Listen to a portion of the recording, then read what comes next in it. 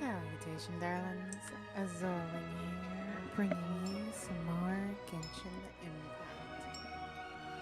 Last time we spent the night, or a couple of nights, at a lovely theater. Anywho, as I watch the sunrise, I am very confused because it took me until just now to realize that the sun rises from like the southeast. Like east is that way. That's like the southeast. Which like I'm not sure if it's like a regional thing or what. Yeah, I was watching the sunrise and I was just like I'm like, How about a ghost story to go with like the snow? my brain has always just interpreted that as east. Sun rises in the east. But it's almost south. Like if you look at a little thing, north is actually marked on it. So it's like, what? Come on, let's get moving. Yeah, this way, southeast. Like raw south, southeast, east.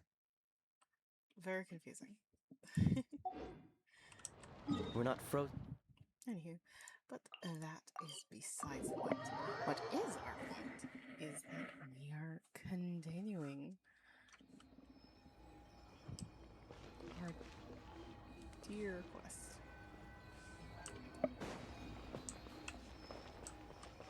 It's a delightful little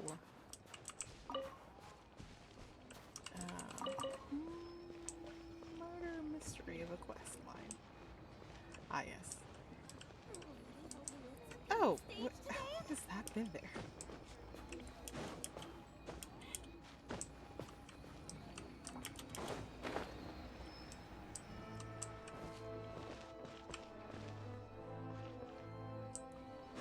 Well, now I have to get it.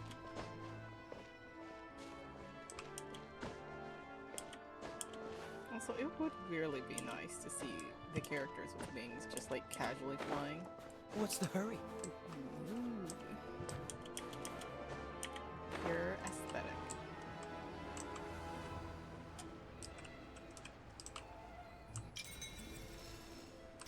Ah! Another Cryolicious.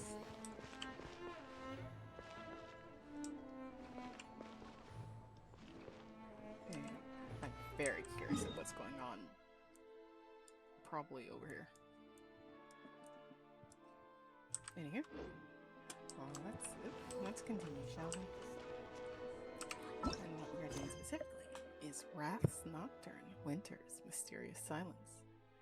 Return to your room dress for now.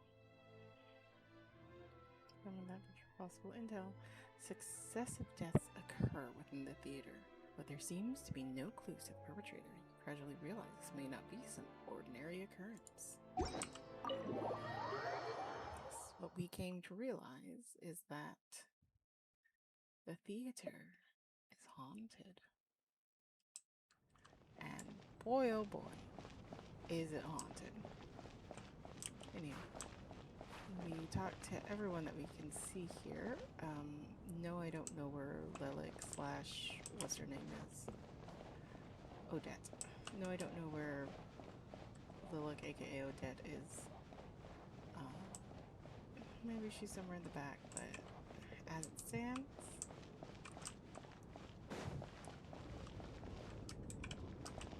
the room where our companions' remains lie. Best not to disturb their peaceful sleep.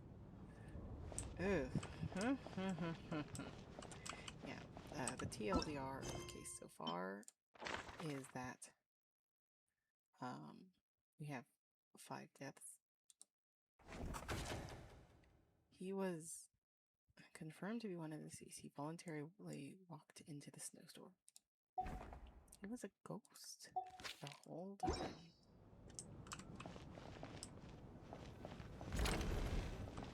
Yeah. Now that we seem to have solved everything, let's get some rest, even though the snowstorm continues to rage outside. Looks like now we can just rest until the snowstorm stops. I still can't believe Shram turned out to be a ghost who'd been in the theater for hundreds of years. To think he was dead this whole time. What a strange turn of events. Knock knock. Odette. Hmm? Knock knock. Who's there? You know the door isn't closed, right? You don't have to knock. Think of it as a signal then. When I'm entering someone else's room and I knock, I'm here as Odette. If I don't knock, it's Lelek. Whatever makes you happy. Please come in, Miss Odette. Thanks. I don't know why. That looks like somebody's face, weird ears, and just people shaped. So, why did you come to find me? Is there something I can help with? What indeed? Vodyanitsa said you knew about my secret identity from the start. But when everyone was discussing who Lelek could be, you were worried that revealing what you knew would be unfair to me. So you kept it to yourself, right? That's what you wanted to talk about? Yes. I'm extremely grateful for that. It's nothing. I mean, you didn't hold what happened with Senora against me, so I should thank you for that as well. Actually, there's something else as well. I found myself in a situation similar to the one you were in when you helped conceal my identity. Oh? So I thought I'd come and ask you for advice. I'm honored. What's the situation? It's about Mitya. Oh? Before all of this, the last time I saw him, he was dead. What? What? As I'm sure you know, my goal as Lelek was to stop Project Stuja. Well, when I found out the tech lead for the experiment behind Project Stuja was Mitya, I immediately started planning to track him down and threaten him to back out. I often saw him around the theater, but I soon concluded that making my move there would risk exposing my identity. Makes sense. So I decided to infiltrate the Armory Palace and go directly to his lab.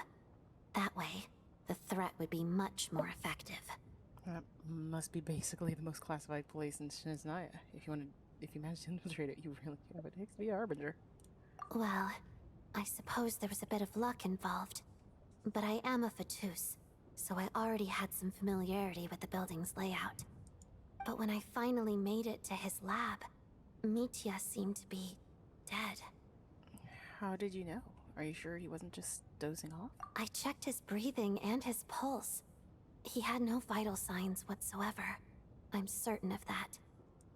I thought maybe another anti-Project Stuja activist had beaten me to it, and chosen a much more brutal method. So I made myself scarce. That's why you were so on guard around Mitya that first night here. Right. Yes. When I saw him sitting in the audience during the performance, I could barely contain the shock. To me, it was a miracle. Somehow, he'd come back from the dead. But then, the murder started happening and things got so complicated that it wasn't really at the front of my mind. Huh. That is, until Mitya himself said there must be a dead person among us. Then, I couldn't ignore it any longer. And yet, you thought that bringing it up right away would single Mitya out. Just like when everyone was suspecting Lelek. Exactly. I thought there could be something I was missing. Besides, we soon figured out that Mr. Shram was a ghost. And we knew there was only one extra person. So we thought he had to be the one. Right.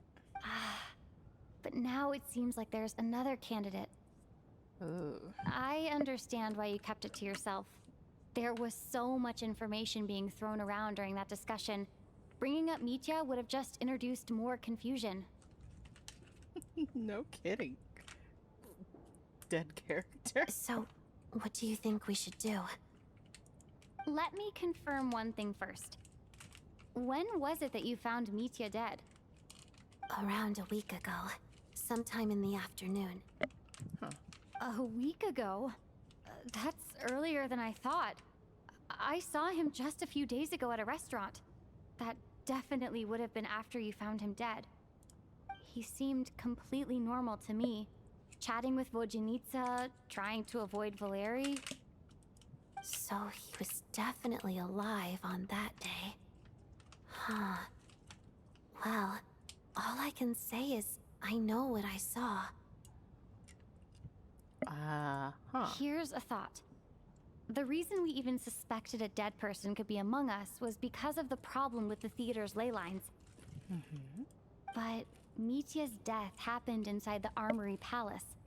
The ley line issue affecting the theater shouldn't reach that far. Shouldn't. You're right. I guess he doesn't fit the profile of the person we were searching for. I think the chances of it being him are very low. Surely he can't have died for real in the Armory Palace. Unless Unless what? Unless he really did come back from the dead. You're right. Do you think we need to disclose this to the others? Huh, what's this? A private meet and greet? Well, Where do I line up? That's not what's going on here. Well, I was just making the rounds. Thought I'd try to lighten the mood a bit. Bodianitsa's handing out food if you're hungry.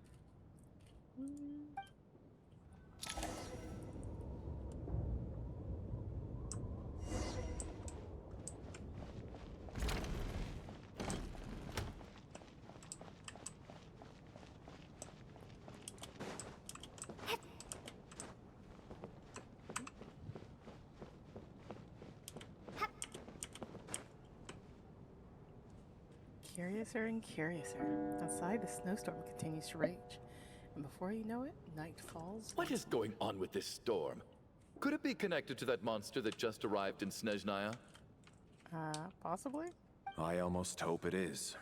Her Majesty the Tsaritsa left to vanquish that beast herself. We just need to wait for her triumphant return. Right. Do you think people still feel the cold after they die? I'm wondering about Shram. Oh, maybe we should have given him a coat before he went out there. Death itself is cold, isn't it? I'm sure the storm will embrace him. Well, I hope he has a safe journey. I'm going to miss him, I think. It's not like we can blame him for Rampana and Kulish's deaths. Thinking back on it, we barely made it out alive ourselves. Once we get out of here, how are we going to explain what happened to their families? Tanya.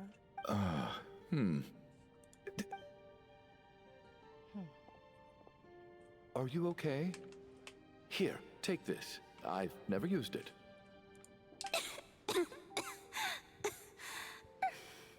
Thanks. Poor Tanya. Look who's Mr. Nice Guy all of a sudden. Is it because Tonya stood up for you this morning? At least you know how to return a favor. Yeah, without Tonya, who knows how badly he would have been hurt. I told you already, I never intended to resort to violence. Duh, bunch of rascals. Little girl? I was rather surprised when you spoke up for me this morning. I didn't think I had many admirers here, so, thank you. Oh, no need to thank me. I said some bad stuff about you too. Girly. I've been, too embarrassed to admit it, but, you remind me a lot of my daughter. So kind to everyone, but never lets her old man off the hook. Unless my wife and I are having a fight, then she's always on my side. Especially when she was little. Every time I took her out.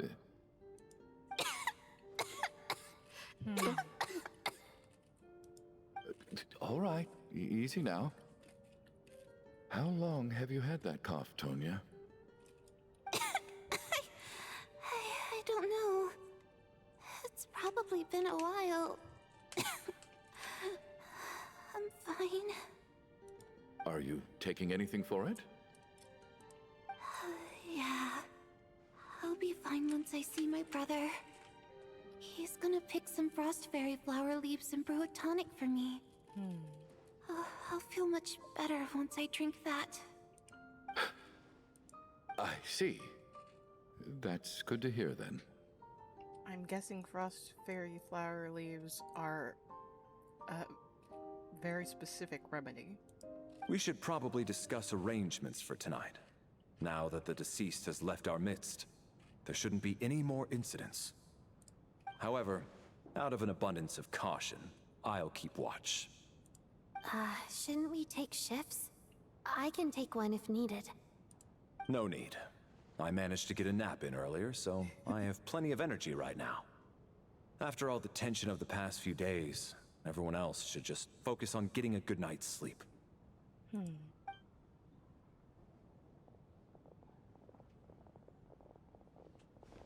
We're sticking to the stage. What a long day. This whole situation turned out to be way more complicated than I expected. But Valeri's right. I should just try to calm down and get some rest. The last thing I want is to give myself nightmares.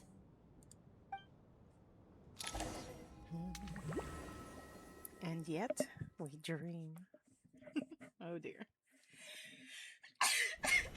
She's awake. She's awake! Get over here, you big lug, and take a look! If you must call me something, call me Mr. Door. The Black Mist is coming. You need to go. What? Mist? Haven't I heard that before? Are you all right? Can you walk? We just got attacked by monsters on our way up. That Mr. Door fellow protected us. He just seemed to come out of nowhere. Not much of a talker, but when it comes to taking down monsters, that man doesn't hold back. Oh dear. Curses! The Black Mist is catching up to us. We need to keep going. Mr. Door, I don't believe I've ever seen you around here before. Why is that? There's no need to try to get to know me. I'm just Mr. Door. I have to find the door that... Mr. Door! Looking for trouble! I can just push these ones off. Oh. Well, anyway, we're lucky to have you here. Thanks for saving us earlier. No need to thank me. This is where my duty lies. I tried to switch so rarely. Jesus Christ.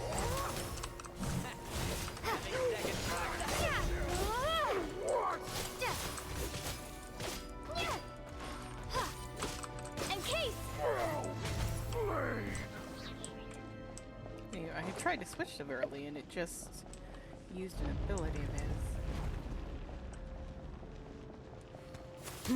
So we're doing this harder. Cryostorm!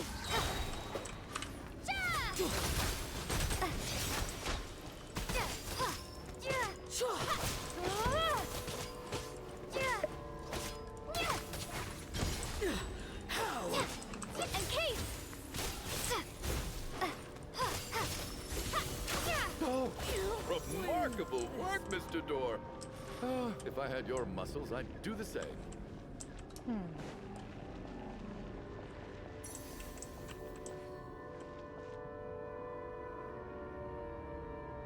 Yep, it's rising.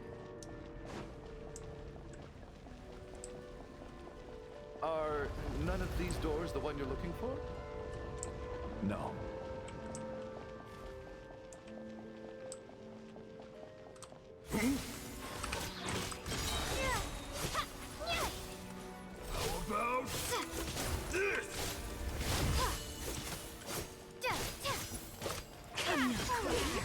Impossible!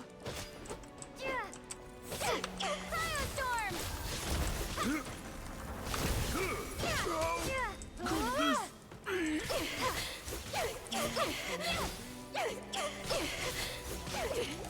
Impossible! I was able to handle it I'm myself. so exhausted. And the Black Mist is still rising. Oh. Wait, look! There's more monsters down there. Are they coming from within the Black Mist? Curiouser and curiouser. No, no! They're gaining on us! Quick, keep going, or they'll be at our heels any second!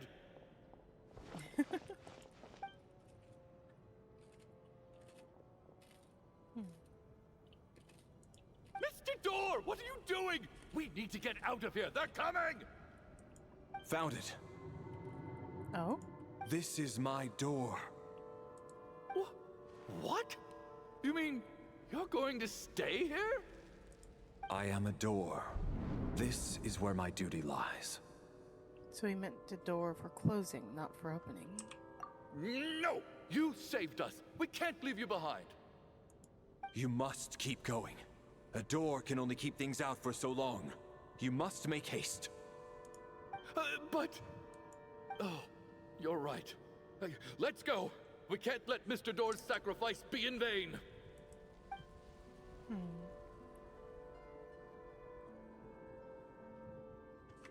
The black mist isn't moving anymore. Looks like both the monsters and Mr. Door are gone. Only one was needed. I didn't just imagine all that, did I?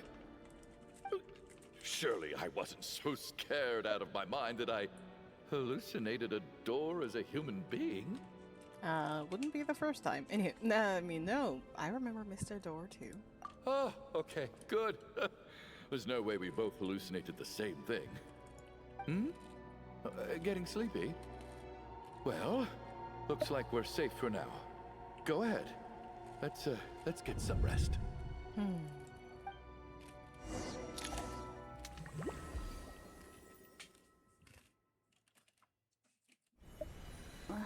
What time is it? Is it morning? I think I had a nightmare. Oh, I guess everyone's still asleep. These past 2 days have been exhausting. Valeri's keeping watch though, so he's probably the only one awake. Valeri?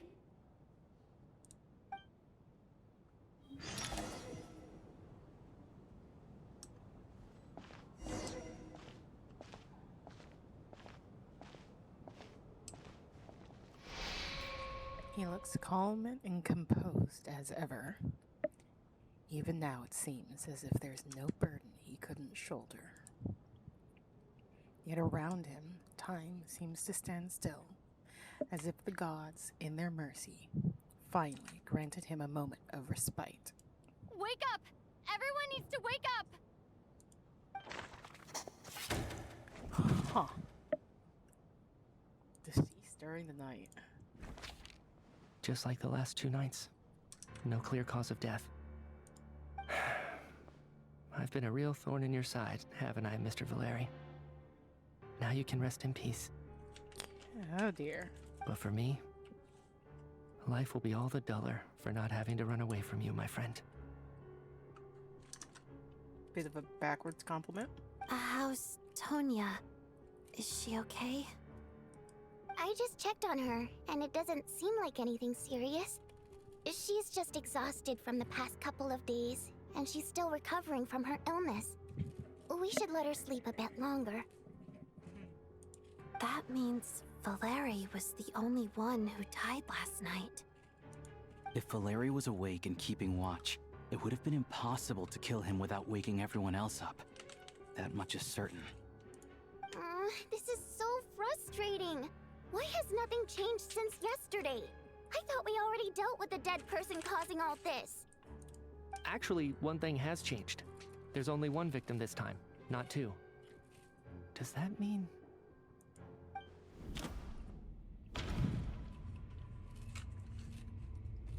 There was only 1 victim last night instead of 2. Perhaps it was because... Barely died twice.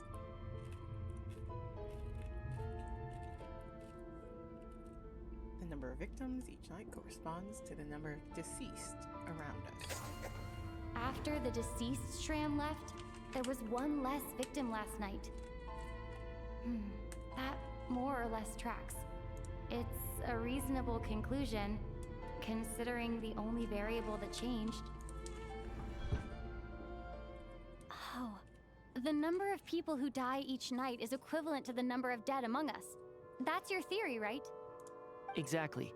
We identified Mr. Shram, and the night after he left, the death toll dropped from 2 to 1. By that logic, there must be 1 more dead person left among us.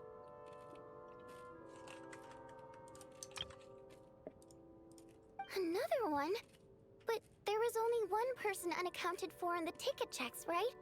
The head count should match up now. Having an extra person was definitely a cause for alarm, but being 1 person short isn't nearly as unusual. Someone could have left in the middle of the show, or made it out before the storm hit. One more dead person among us. If Mitya's theory is right, then what Odette told me seems a lot more relevant. It's just, at the time, we had no reason to think there was more than one dead person. If only we'd taken it more seriously as a possibility, maybe this could have been avoided. I'm sorry. This is my fault. I had information that could have been helpful, but I held back. I should have brought it up right away. I'm partly to blame as well. I was too quick to dismiss Odette's concerns. What is this about? What have you two been getting up to behind my back? Sounds like there's some big news you've been keeping from the rest of us. Well, we're all ears. Dun dun dun. Odette tells the group about finding Mitya dead. I'm the dead person? Wow, that's certainly news to me. Odette and I talked about it yesterday, but we thought it just wasn't possible, so we left it at that. Yeah, I don't blame you. If I'd been there, I probably would have reached the same conclusion. It just sounds too unbelievable. Let me just try and verify this. I just scoured my memories trying to think back to the afternoon Miss Odette mentioned. But I honestly have no recollection of dying. That's where I'm different than Mr. Schramm. Having seen Mr. Mitya a few days ago myself, I also find it hard to believe he could be the other dead person among us. Well, if it isn't Mitya, then who? Do we vote on it? If you don't mind me asking, Traveler, I believe you mentioned that you know Tonya's brother. Had you ever met her before all this? No, never. Wait, are you saying... Now, just 1 minute. I know where this is going. You can't just randomly point a finger at anyone you want. You're in the hot seat, and all of a sudden you want to divert our suspicions onto somebody else? Trying to pick a fight, Mr. Chuganov? Whenever you open your mouth, all you do is attack people, and I've had enough of it. If you don't want to engage in a civil discussion, you can shut up. You little brat! Did Mitya ask about Tonya because he suspects her?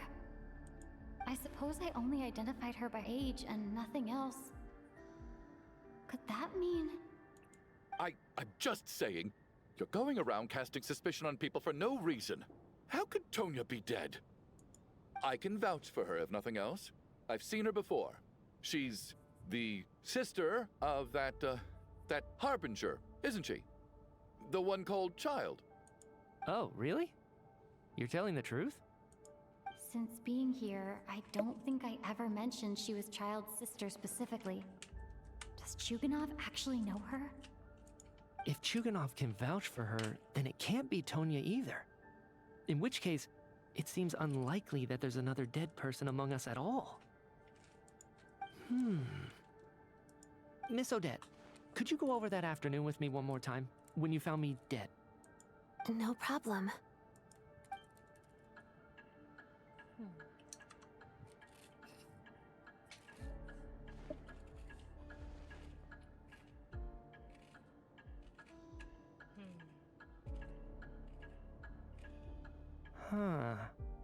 No matter how hard I try, I just can't remember anything about dying. But I do remember something else. Miss Vojanitsa, during our last meal together, I told you how some of the researchers were suffering from temporary memory loss. Do you remember that? Oh, yeah. You said it was hindering the progress of your experiments. You thought they were just under too much stress or something. Right. And even though I don't remember dying that day, I'm pretty sure I experienced something like amnesia. Some of my memories from that afternoon are missing. Are you suggesting you're missing the memory of your... Of course. How am I only just realizing this? Humans aren't necessarily aware of their own death. You mean being silently assassinated, or dying in your sleep? Situations like that? The researcher's amnesia. Suddenly it all makes sense. I must thank you, Odette. I think your perspective just helped me reach a breakthrough on a series of issues that have been troubling me for quite some time. All right.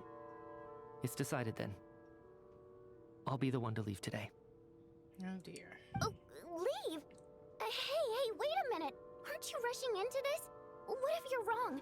You'll pay with your life. Come on, kid. Aren't you gonna fight for your life?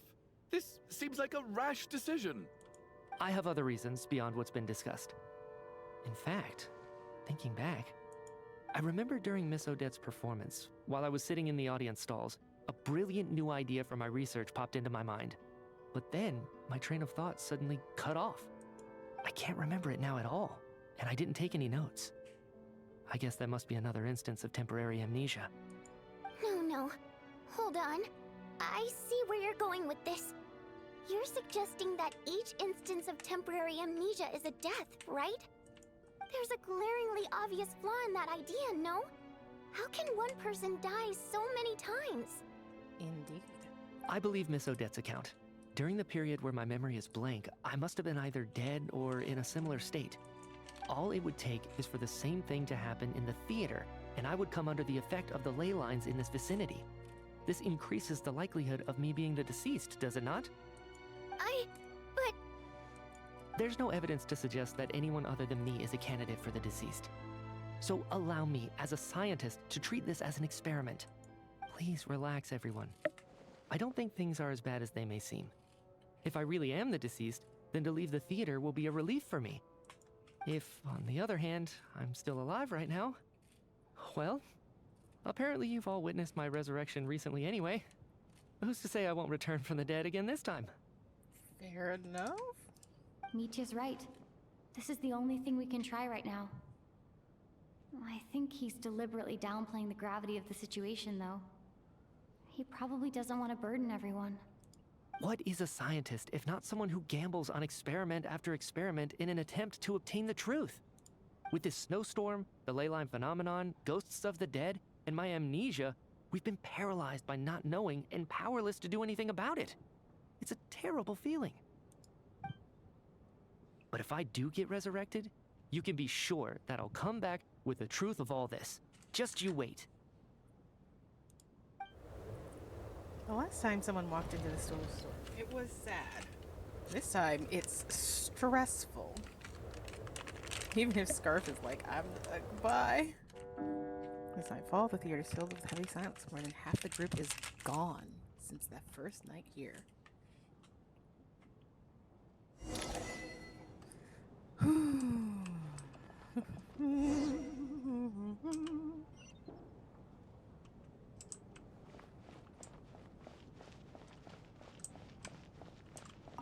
Oh, that Valeri guy was packing even more muscle than I thought.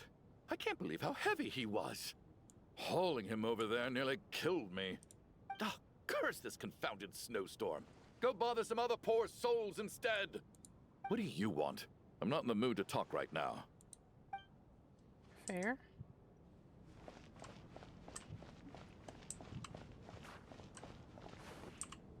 What's on your mind, Odette? You haven't said a word. I was thinking about Mitya. If he'd been unwilling to sacrifice himself by walking out into the snowstorm, that would have made more sense to me. After all, it seems like the dead don't perceive things any differently from the living. Mitya doesn't even remember dying. So, to hear the news that you're apparently dead, and simply choose to walk out that door without a second thought, I can't imagine all the things that must have been going through his head. But when Mitya left, his expression revealed absolutely nothing. Perhaps he is even better at disguising himself than I am.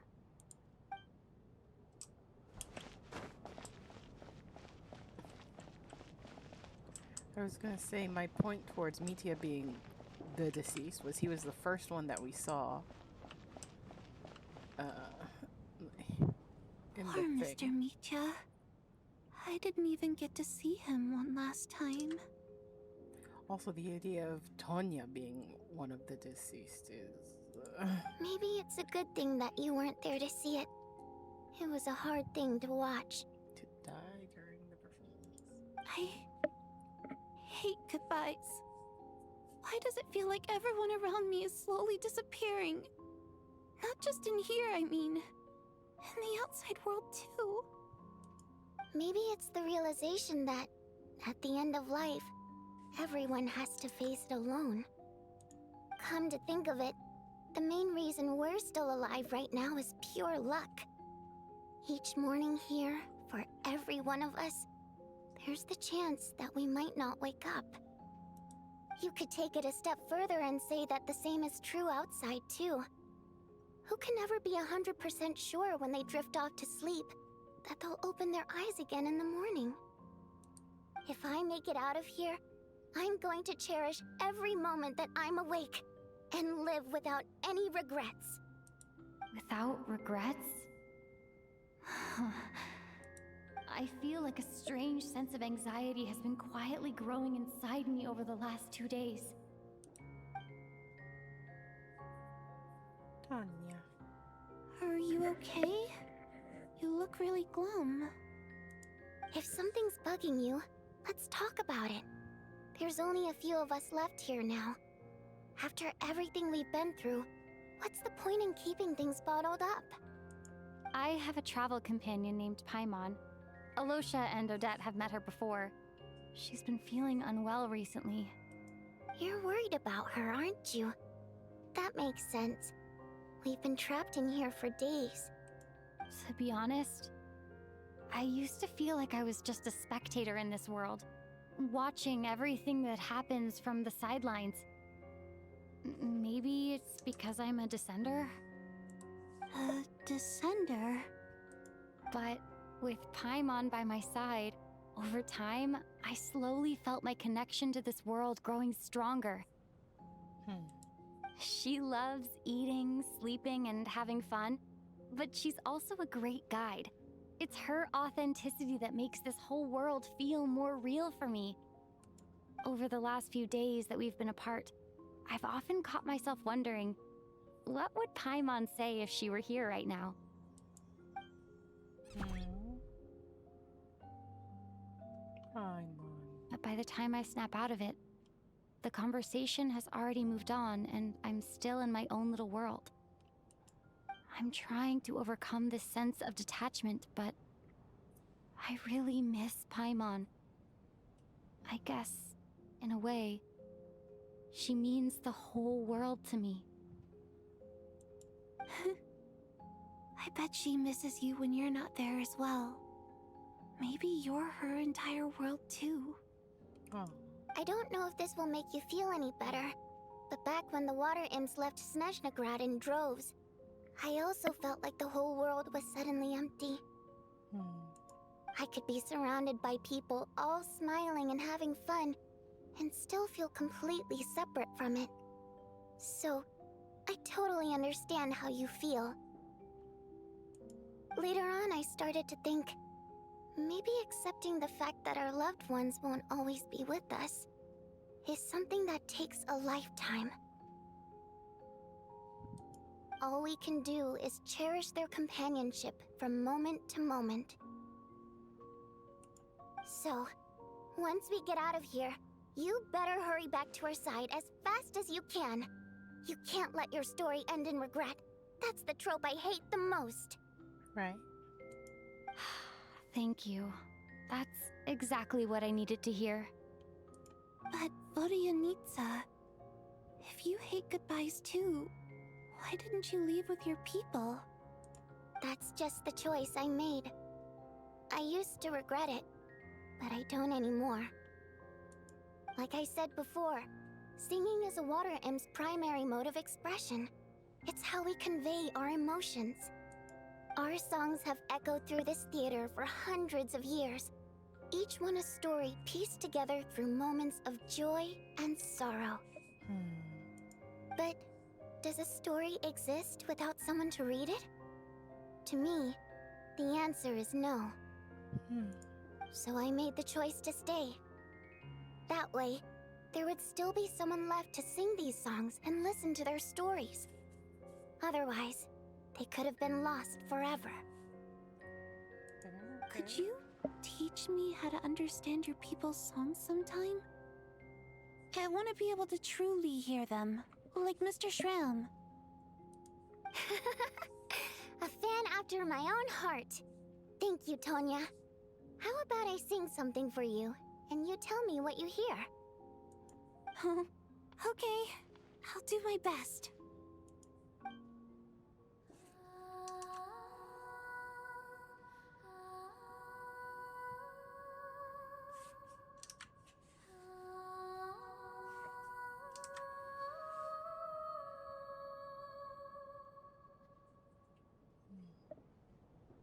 I've never heard that one before. I feel like I can hear a sense of longing somehow. I wonder why that is. Color me impressed, Tonya. You're a keen listener. Most people can only tell if a song is happy or sad. I didn't think you'd be able to pick up on such specific details. So, what's the song about then? Come on, tell me. I've actually never performed this song in the theater before, because it has more of a ceremonial purpose for our people. It's not meant for the stage. It means something like, "May those we have lost watch over us, and follow this song back home in the night, so that we might be reunited once more." So it's kind of like a requiem. A call to be reunited with our loved ones in our dreams. No wonder I could hear that sense of longing. You sing it for loved ones who have passed away. I hope it reaches them. It's getting late, Tonya, and you're not well. We should all turn in early. I suppose there's no reason to keep watch tonight. Okay, but, before I go to bed, could you sing that song a couple more times for me, Vodianitsa? Of course. Anything for my #1 fan.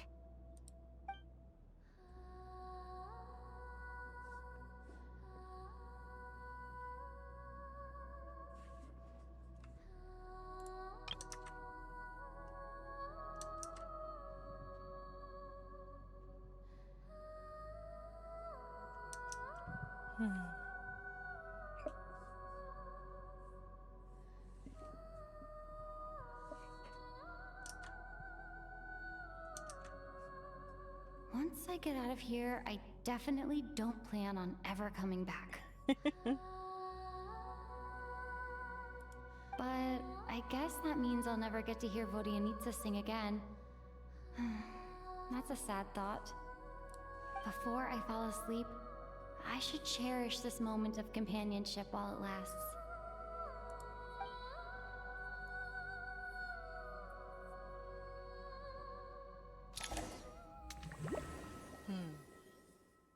And yet, we dream again.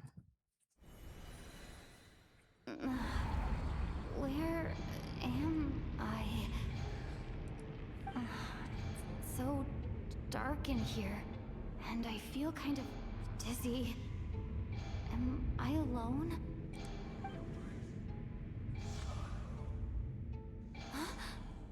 What was that noise?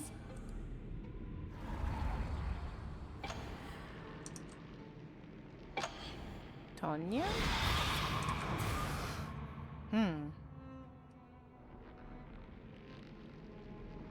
Return, O spirits. Fulfill your oath of protection.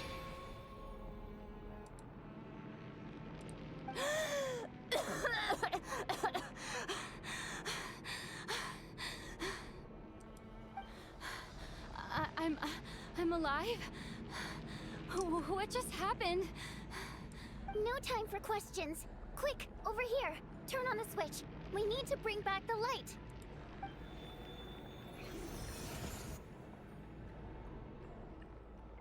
All right, we're safe. The spirit just now is called Night Prayer. The light subdues her, but she'll attack without a second thought in the dark. Is she a ghost? Sort of. I know it's hard, but you can't let this place go dark, or she'll kill you again. She really just killed me. Yep. Luckily, I was here to resurrect you. Otherwise, that'd have been a real bummer. A bit more than a bummer, I'd say. Wait, So you have the ability to resurrect people? Sure I do. I'm your guardian spirit after all. I specialize in soul recall. Oh, it's nice to meet you, by the way. Oh, thanks. It's nice to meet you too. All right, there's no time to waste. The black mist is already catching up. We need to avoid it and night prayer at all costs. Come on, let's go.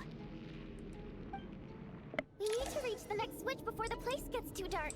If we bring the light back, night prayer won't be able to get to us.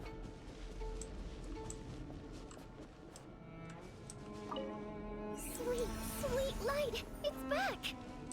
Now that's a sight for sore eyes. Shh! It's night prayer. We need to move quick, but don't let her notice you. Look out!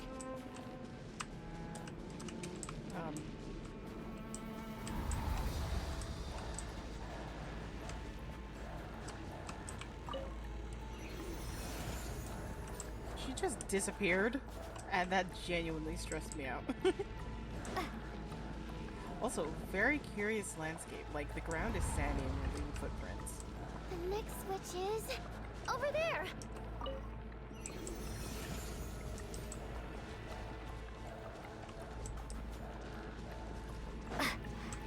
Oh dear.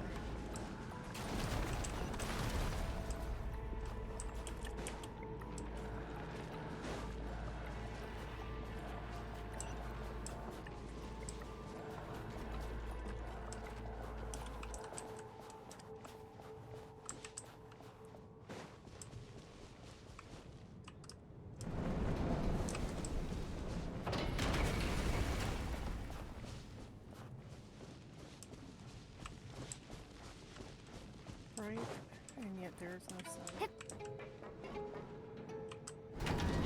Oh.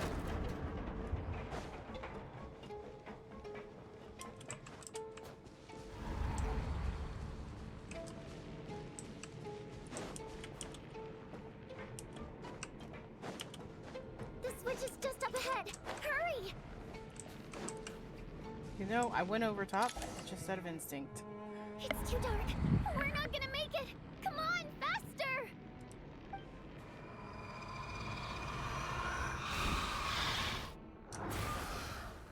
Traveler! I won't let you die like this. Not on my watch.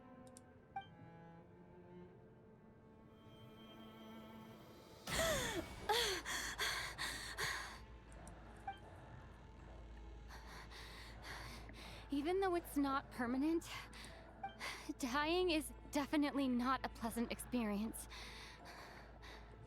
Great. You're back. Yeah, thanks to you. Time for you to get out of here. Quick, before the light runs out. What about you? You're not coming with me? I can't. I've already been used up. Used up? What does that mean? A guardian spirit's skills are finite. I can only resurrect someone so many times. I might not look any different, but my essence has been exhausted. Now, I will slowly start to fade away. Oh dear. I can go no further. The black mist is where I belong. It's okay. Why didn't you tell me sooner? Because it wouldn't have changed anything. That knowledge would have just burdened you. And a guardian spirit's role is to protect. But... Go. Now, before it's too late. I already hear night prayer approaching.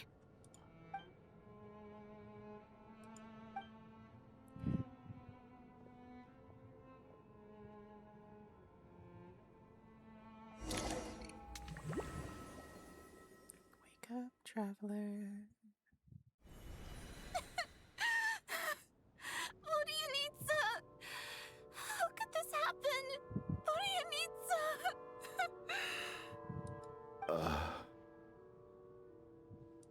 Well, I guess there's no need to inspect the body. You're beginning to grow numb. to the tragic deaths that await each morning. Before long, the lament of countless water nymphs seemed to resound the theater, full of deep affection and sorrow for Vodianichka. Your emotions begin to respond in kind, leaving a heavy feeling in your chest. Deceased during the night. This wasn't supposed to happen. You lied to us, didn't you, Chuganov? You've been lying from the start.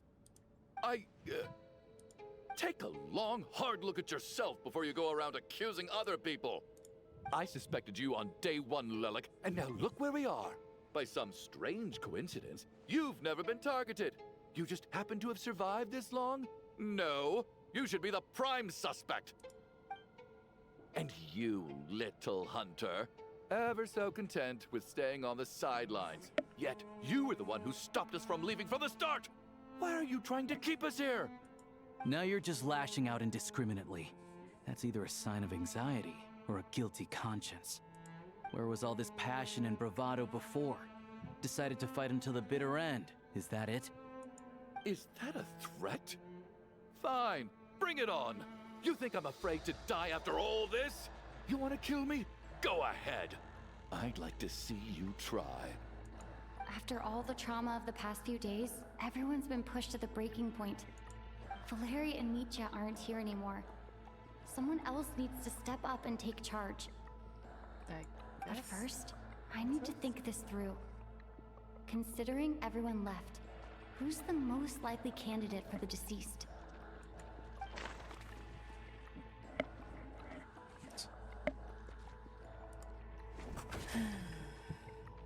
Suspected of being one of the deceased, he voluntarily walked into the snowstorm.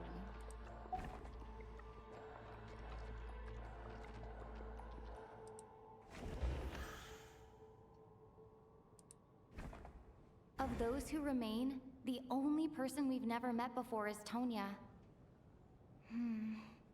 There is room to doubt her true identity. People are easily misled by first impressions. Now that I think about it, Child's sister was in fact a label I imposed on her due to my own assumptions. But Mr. Chuganov vouched for Tonya's identity yesterday, with basically no other possibilities left. Could it be...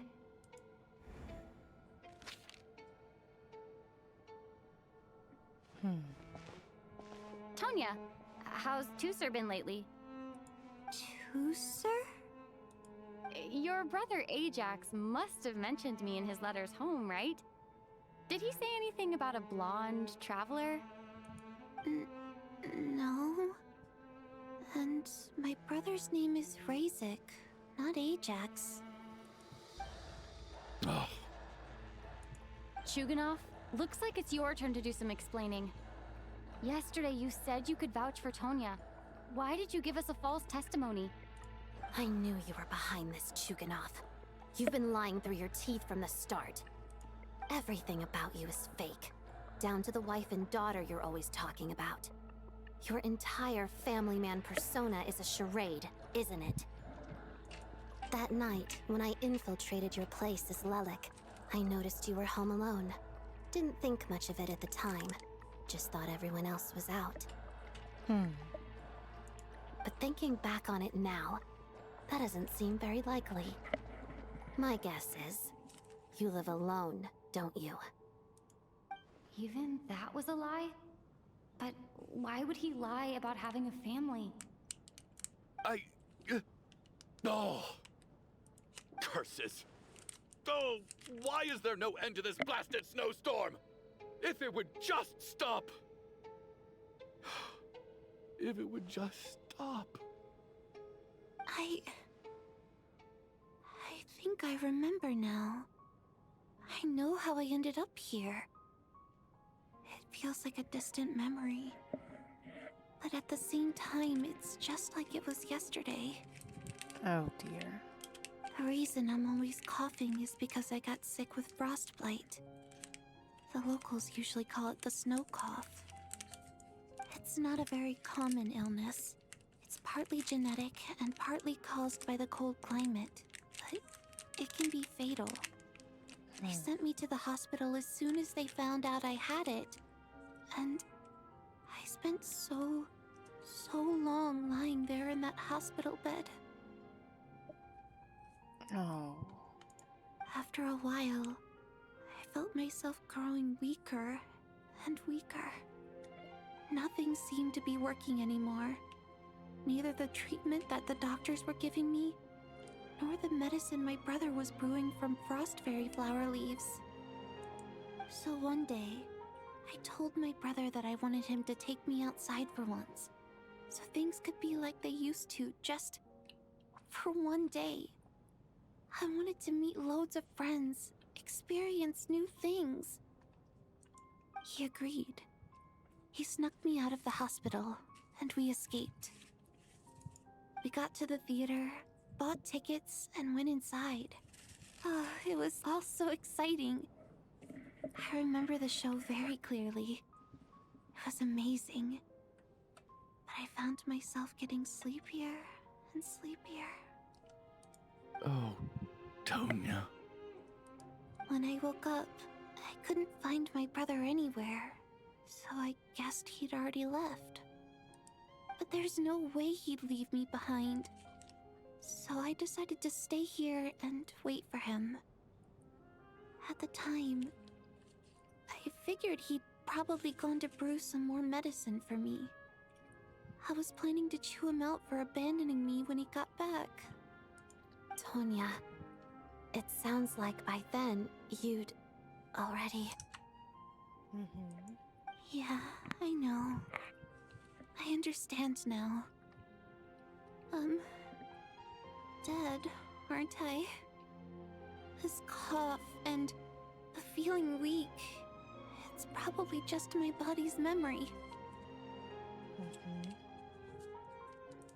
After all of that, it turns out I can't blame my brother after all.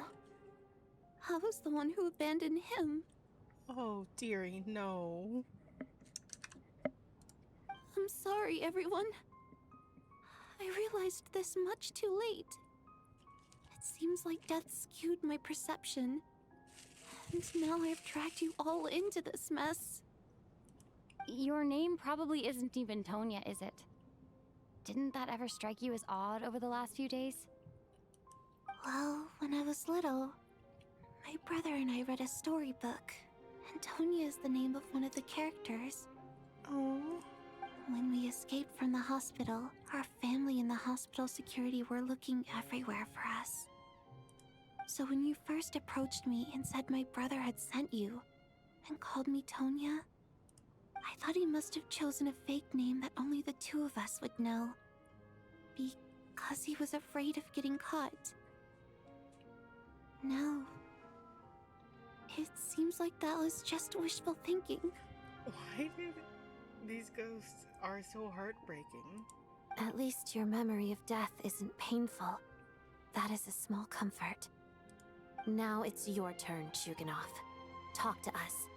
I believe no lie is ever told without a reason.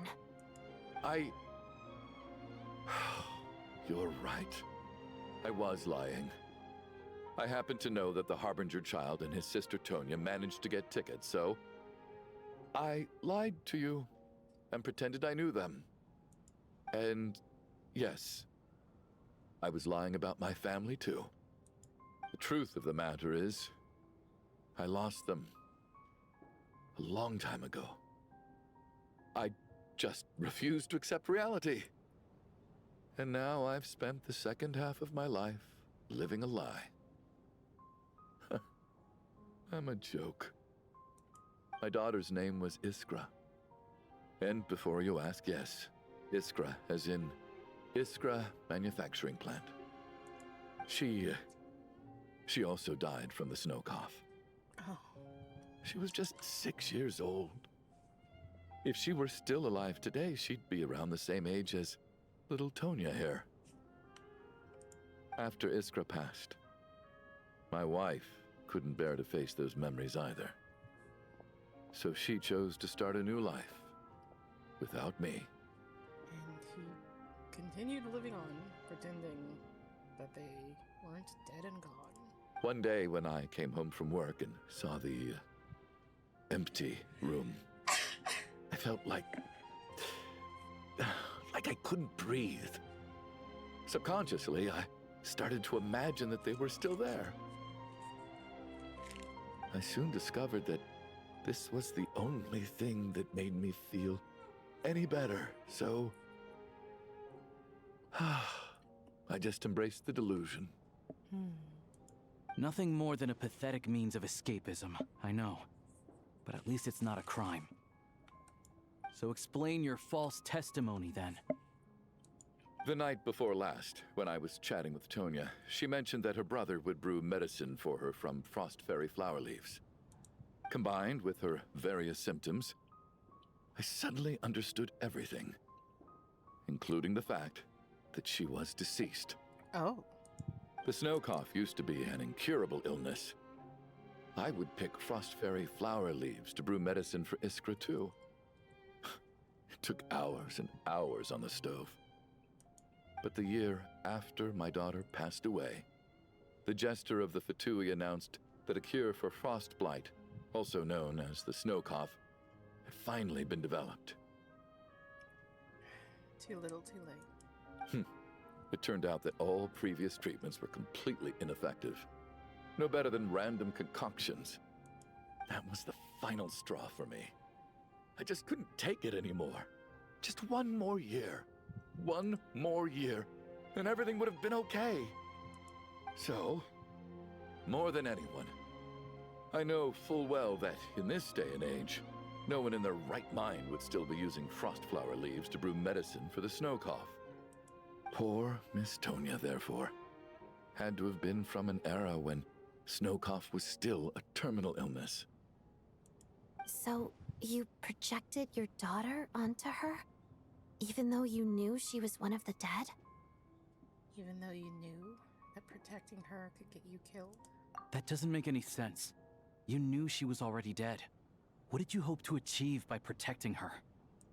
I just don't believe in your crackpot theories. Nor do I approve of your actions. How can you just declare a living person dead and throw them out into that snowstorm? Nitia's gone. My good buddy Shram's gone. And now it's Tonya's turn, isn't it? The others I can make my peace with, but little Miss Tonya, here she is, standing right in front of us, alive and breathing, and fighting her own battles. Yet you're quite happy to say she's dead? I just want her to live. Once this snowstorm is over, the very moment it stops, I'm going to march out that door and find someone who can fetch the very best medicine for her snow cough. I'll be damned if I'm gonna let you cast her out into the snowstorm before I have the chance to cure her. Not again! Not this time! Not when the cure is right within our grasp! I'd never be able to forgive myself. Mr. Chuganov, stop. I can't let you do this. Tonya. By the sounds of it, you've known I was dead since the night before last, right?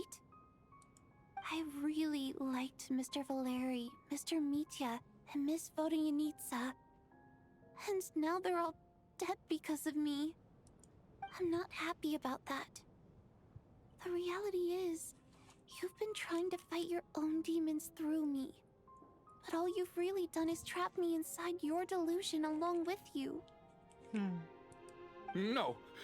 Listen to me. I want to save you. I do! Well, at this point, I'm quite sure that I'm dead. I don't need to be saved.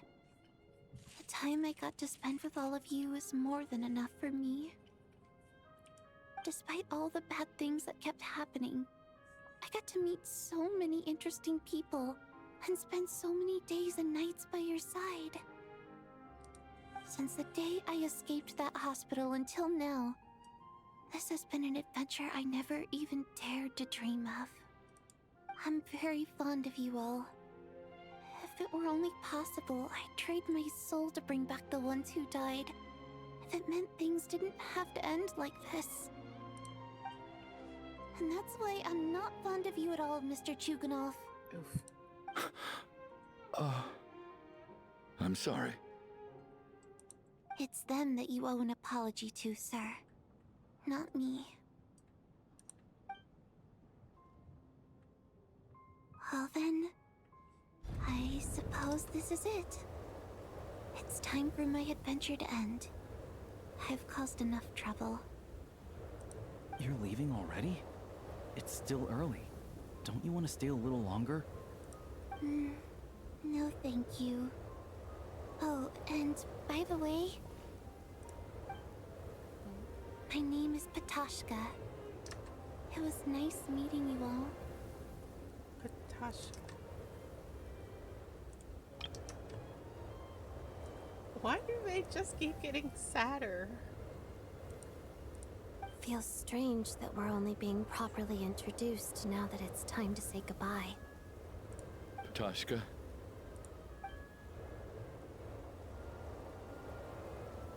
Dude. What are you doing, Chuganov? Are you crazy? let me leave. I can't keep lying to myself anymore. In your dreams. Don't think you're getting off that easy when you had a hand in the deaths of so many people. The Fatui have honed quite an array of enhanced interrogation techniques since they were founded. Once we're out of here, Lelik will personally give you a taste of every last one. The snowstorm continues, as if it will never stop. What? I think we should leave. I doubt this snowstorm is ever going to stop. For all we know, this storm might have destroyed all of Snezhnaya by now. Maybe even the whole world. Maybe this is the heat death of the universe. Wait, we finally solved the mystery of the haunted theater today. Maybe let's at least try to enjoy tonight? Fair enough. I don't particularly feel like dying in Chuganov's company anyway. And yet you won't let me die first. Hey, Chuganov, on a serious note, if we do make it out of here, you should close down that factory of yours. A lot of people are freezing thanks to you. Is this really the time to be discussing my factory? All right, fine. I'll shut it down. Doesn't matter to me anymore. Huh? Am I hearing things? Or was that a knock at the door? There it is again. Is But it? I don't understand. The snowstorm hasn't stopped, has it? Or perhaps it's the rescue team.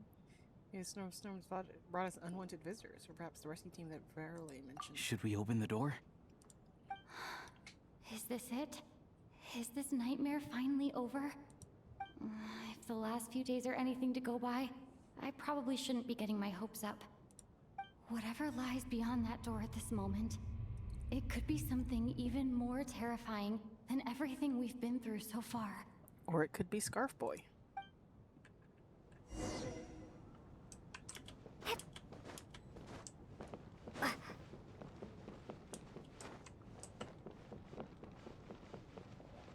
Let's go open the door.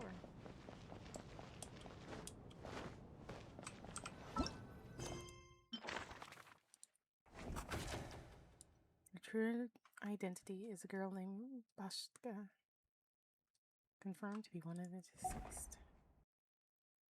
Yeah, but I think it's Mitya.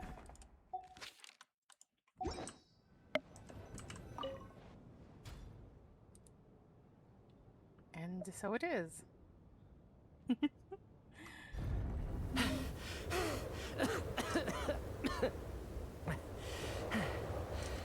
Hey everyone, I'm back. How are you doing? Feeling any better? Much better, thanks. Whew, it is so good to have you guys here. I was a little worried that the theater would be empty by the time I got back. Let me see. Tonya and Vodyanitsa are missing, which means Vodyanitsa died last night. And then you discovered that Tonya was the other dead person. Am I right? Not Tonya. Ptashka. Batashka. First, tell us how you made it back here. Given the conditions outside, no one should be able to return alive.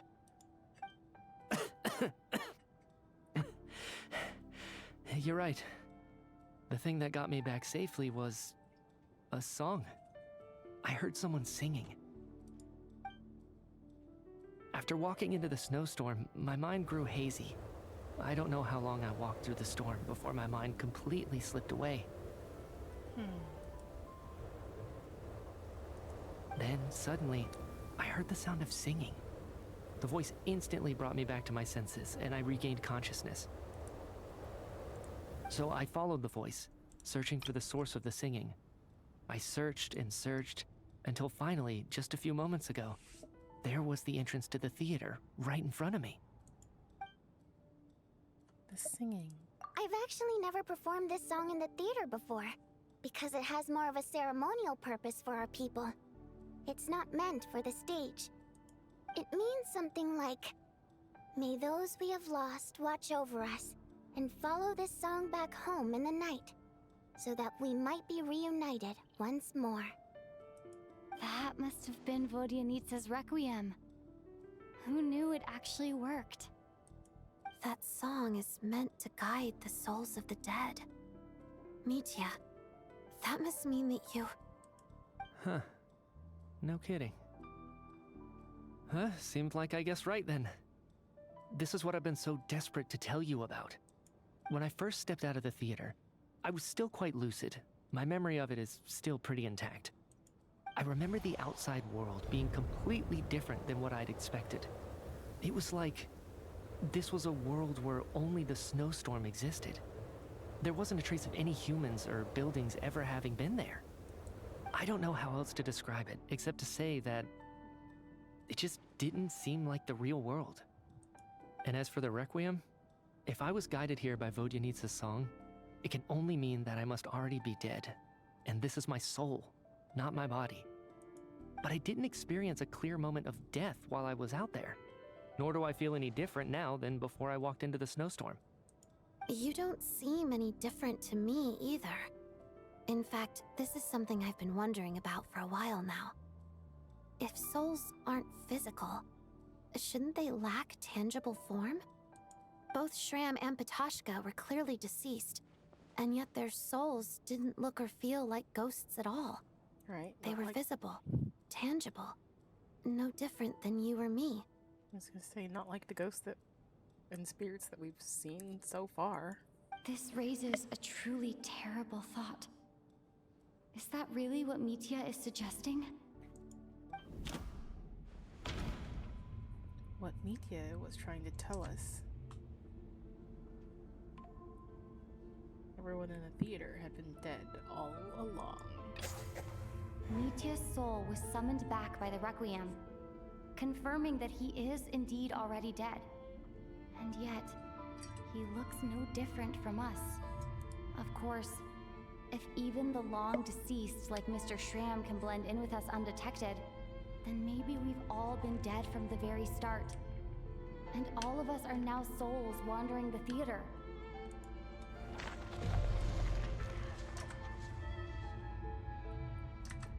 Curiouser and curiouser. Yes. I think that this is probably the afterlife. What did you say?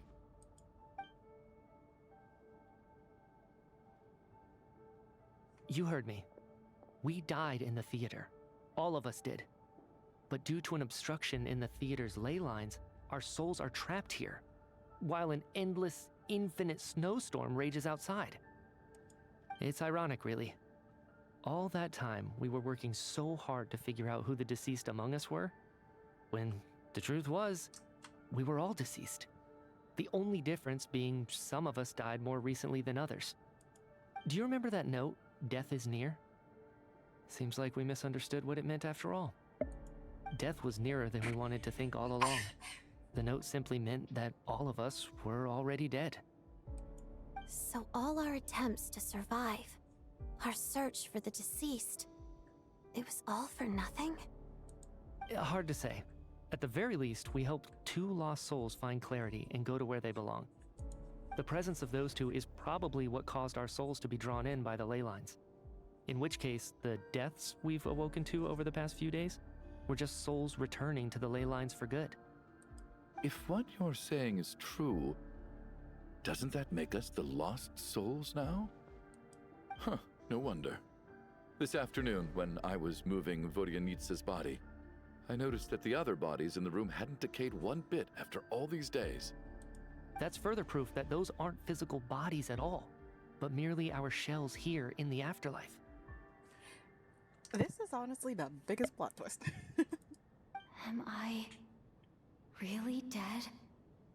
This doesn't feel real to me at all. No, that's impossible. This cannot be how it all ends.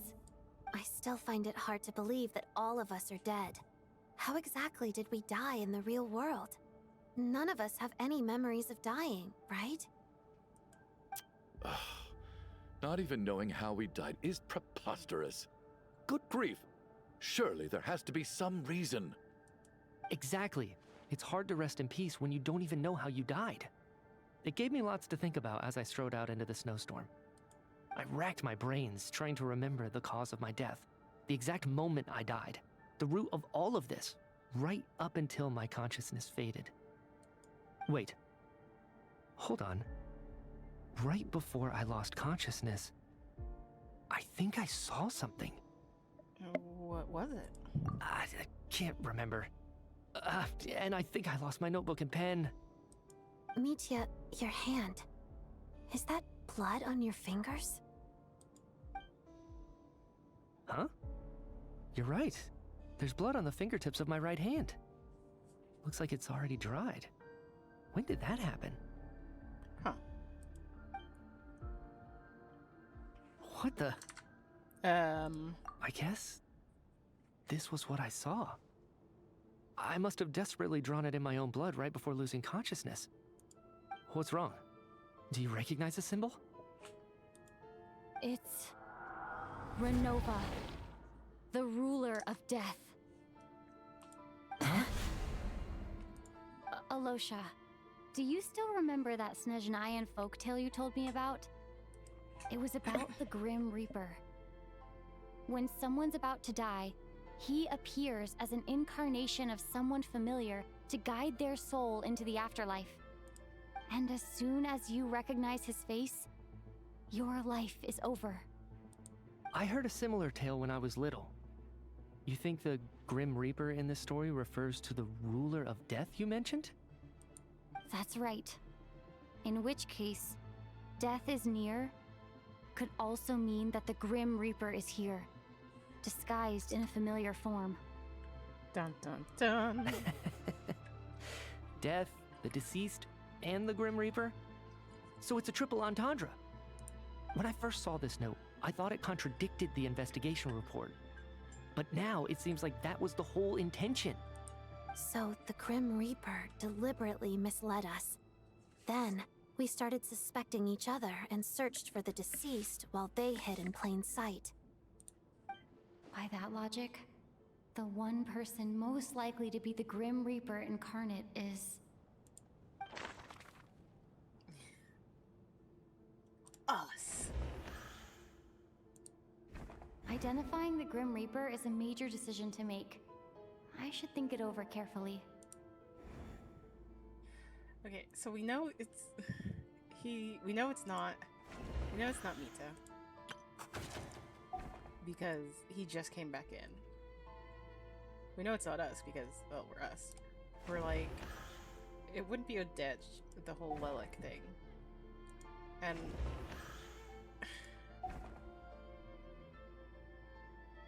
I mean,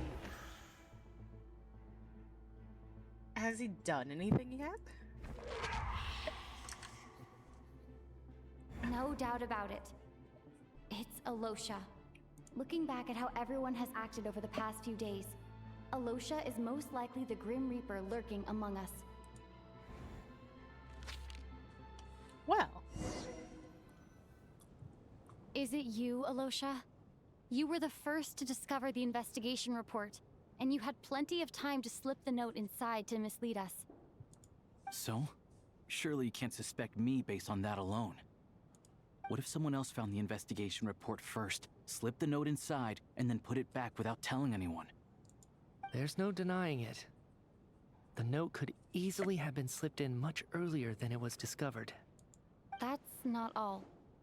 I've also noticed that, although on the surface, Valeri, Mitya, and sometimes I were the ones taking charge of the situation, looking back now, even though you didn't say much, you were always subtly guiding everyone from the sidelines.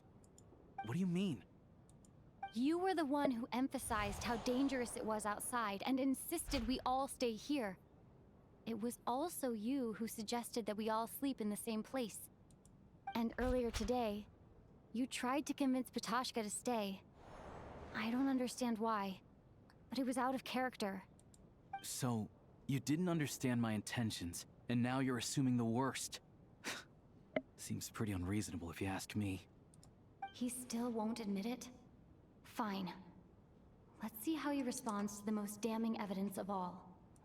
The biggest question I have right now is, if the Grim Reaper is impersonating Alosha, then where's the real Alosha? When did they switch?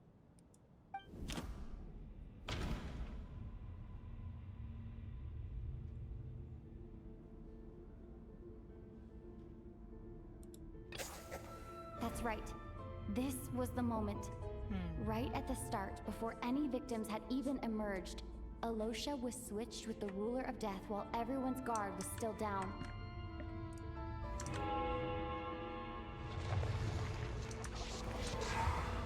Huh. When all this began, right after the performance ended and the snowstorm began to pick up, no one suspected anything unusual.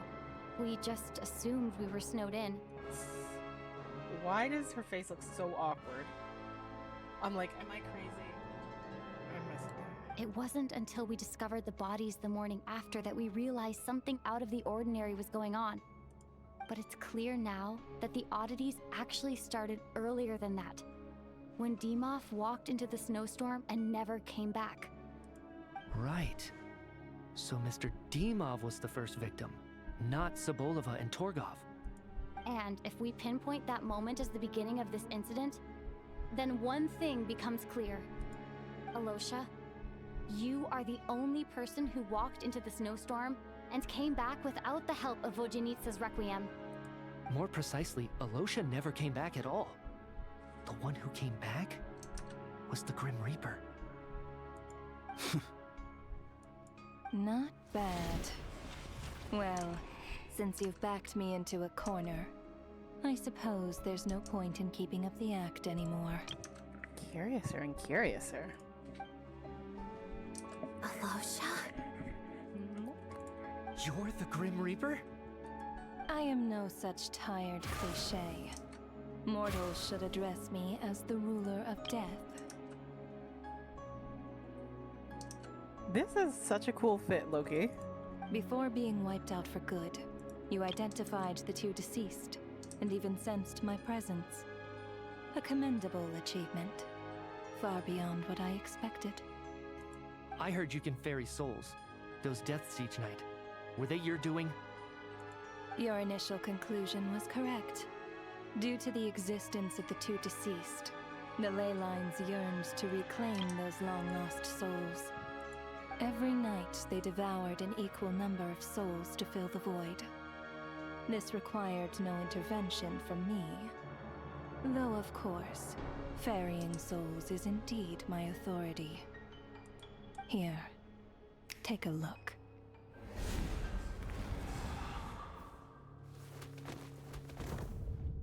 Oh, Dad, Mr. Trofimov. What are you doing? That takes care of today's two. Don't get so worked up. You are already dead, and your souls must return to the ley lines. I know we're already dead.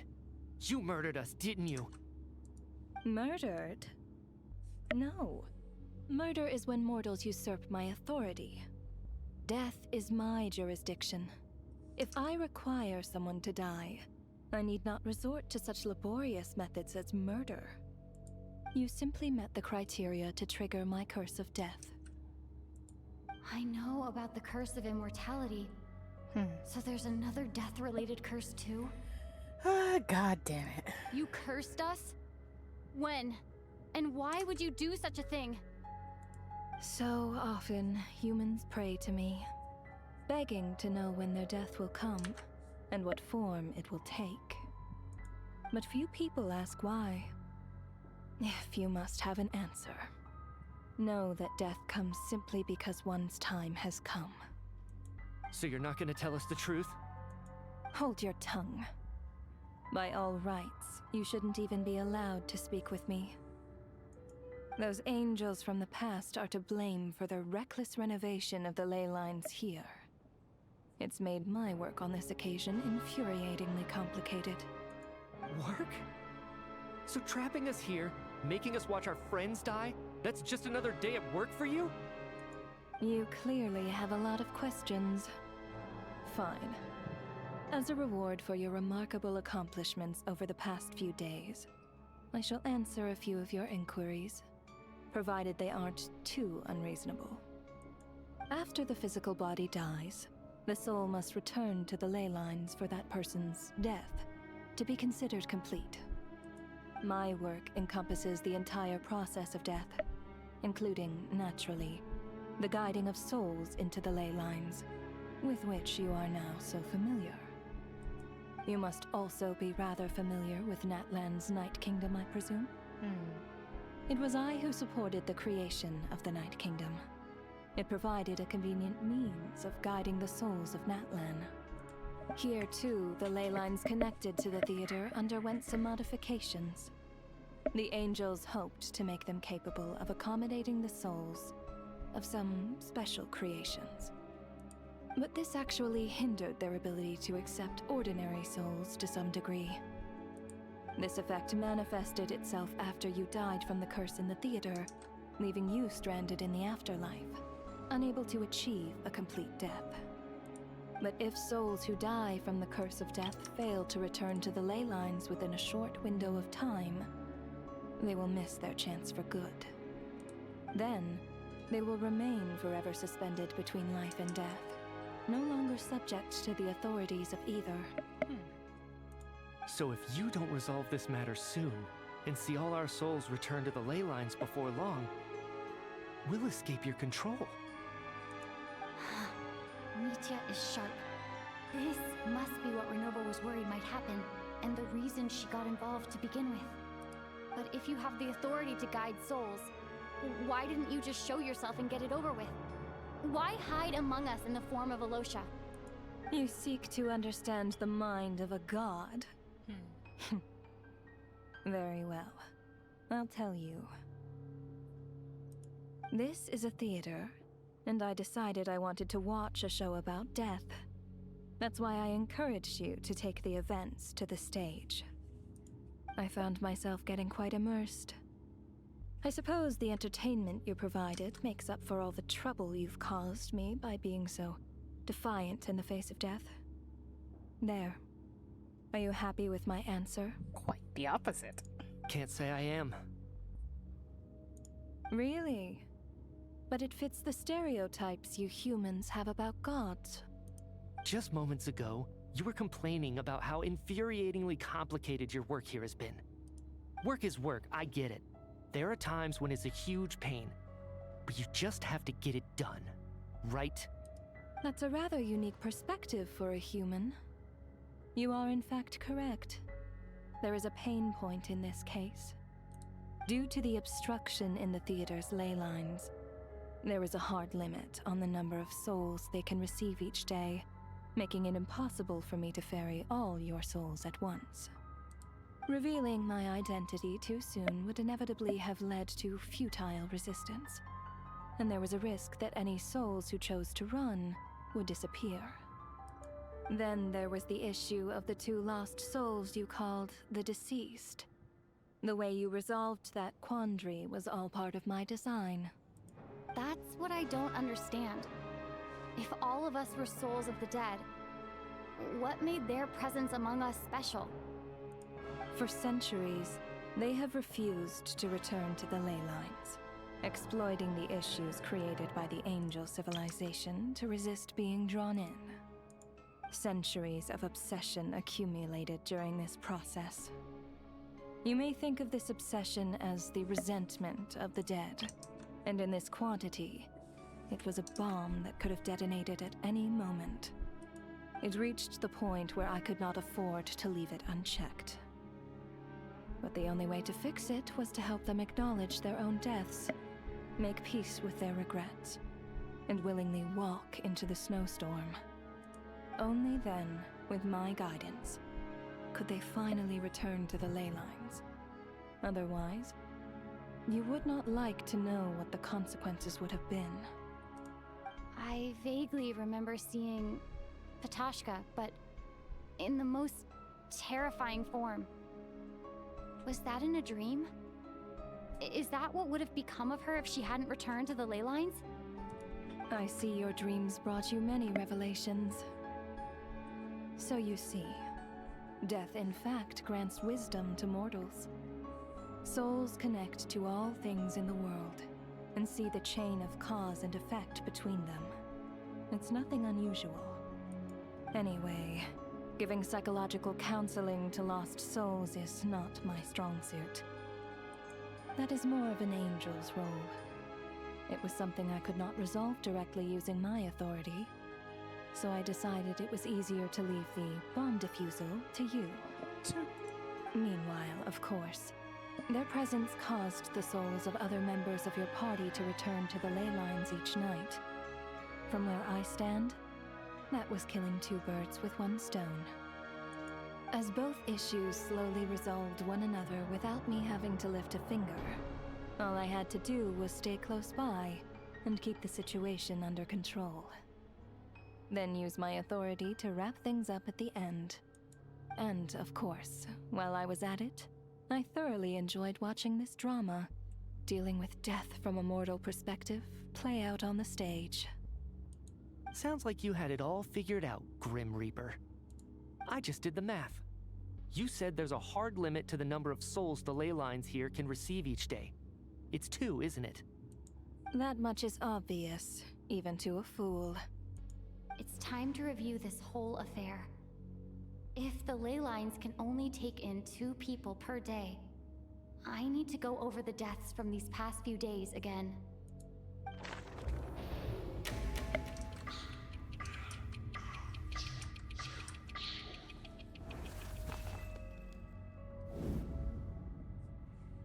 Looking back now, none of us had the faintest idea at the time.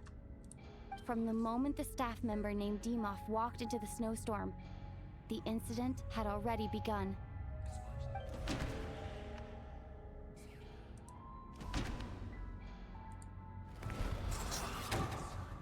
Alosha was the second to walk into the snowstorm after Demoff to investigate.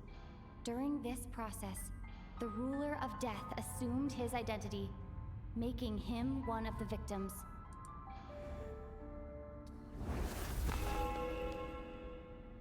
During our first night in the theater, everyone was caught up in the novelty of it all. No one could have expected there would be victims the very next morning. Despite all the confusion, and with the help of hindsight, we finally began to realize that something was amiss with the snowstorm.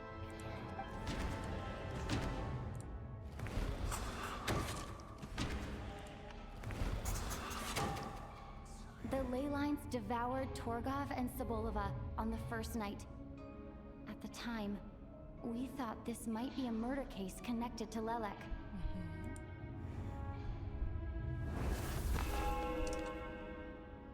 Odette and I spoke a lot that night.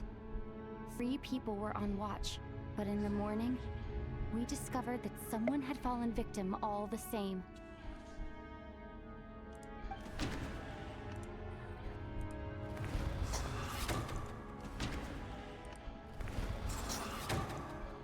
The deaths of Kulish and Ranpana caused everyone to stop suspecting Lelek.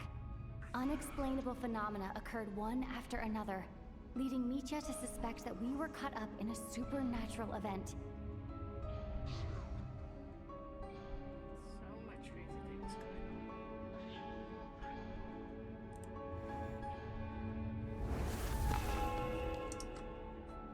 Later, we discovered that there seemed to be an extra person among us, and subsequently discovered the existence of the deceased.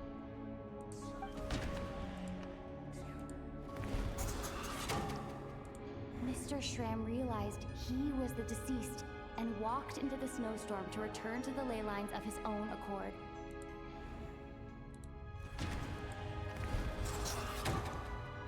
We thought it was all over, but Mr. Valeri's death was a rude awakening for everyone. Once again, the ley lines consumed him during the night. A lot happened today. Mr. Valeri's death led us to discover the connection between the number of deceased and the number of victims during the night.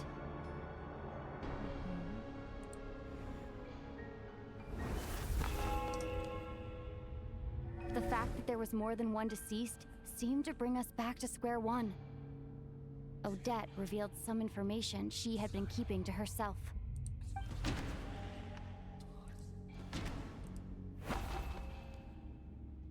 Although Mitya did indeed walk into the snowstorm that day, he returned from the ley lines with the help of Vodyanitsa's requiem. The void in the ley lines hasn't been filled, so let's rule out Mitya for now.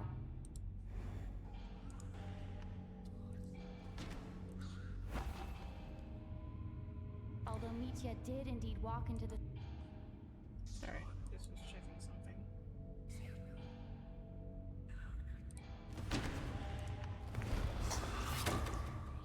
Vodyanitsa was swallowed by the ley lines in her sleep, but the requiem she sang before falling asleep was quite a game changer.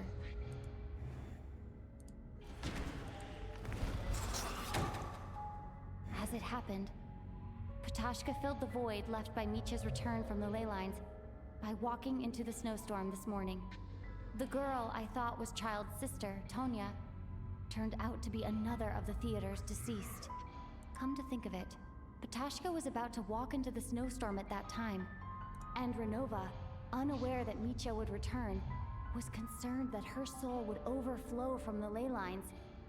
That's why she used Alosha's voice to try and persuade her to stay behind. Looking back, I suppose that was an early slip-up on her part.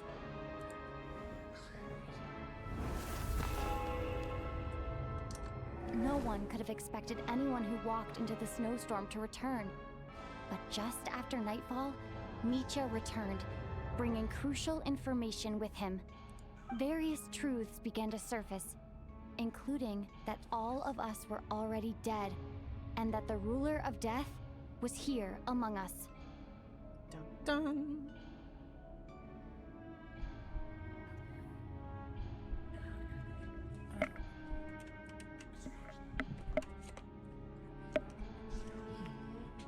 Maybe this will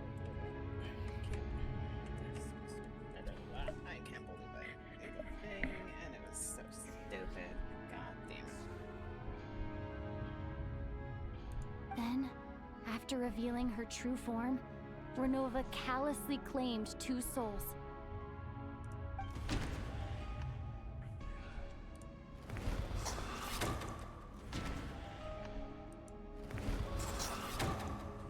In fact, everyone was already dead by the time we took the photo. And in the days since, we've experienced many more partings in the afterlife. Now, only Mitya and I remain. And the true culprit behind everything still stands before us. In Mitya's eyes, I see the same anger and frustration that I feel. Are we gonna challenge That Renova? covers everything. It's all clear now. Your work isn't finished here yet, is it? The Traveler and I are still standing here, safe and sound. The Water Imp's song threw things off a little, but it is of no consequence. The ley lines have already anchored your soul, and the first ray of light tomorrow morning will take you back. I, meanwhile, need to review my attitude towards the Water Imp race.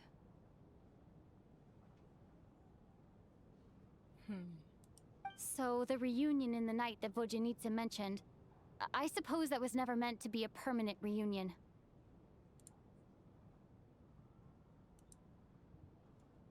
Hold on. A second.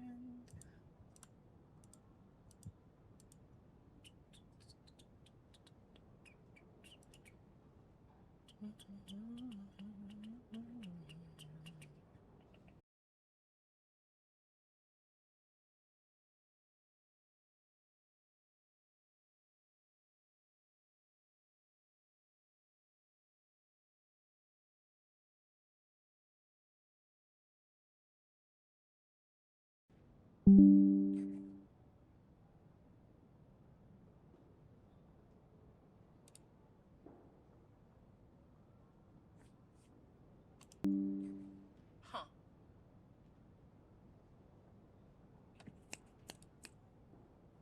So testing, 1, 2, 3. Is everything all good? Happy, fine, and dandy?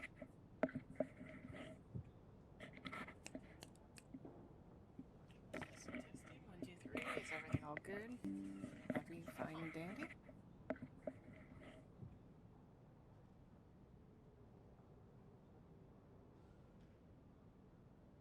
Hello, Cool Beans. Hi, how are you?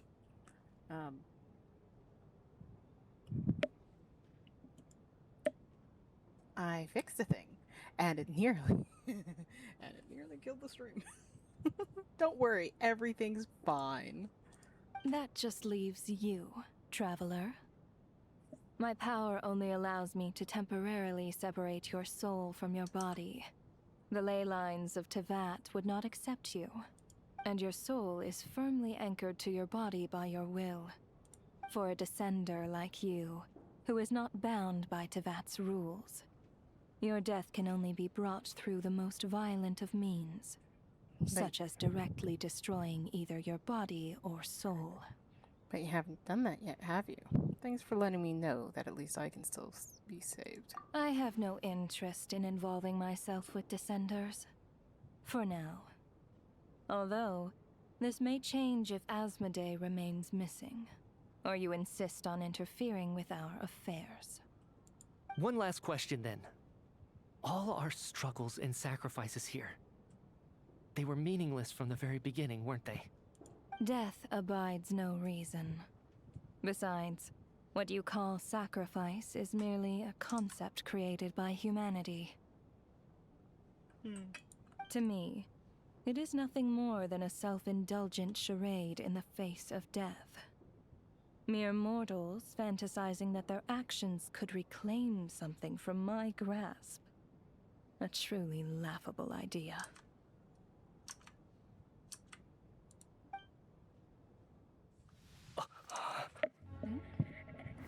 Grim Reaper, you really know how to get on my nerves. I'm not here to ingratiate myself with you. I kill merely because your deaths are necessary. Oh, you've made that quite clear. But humans don't take well to being scorned. Not even by the gods. Haha!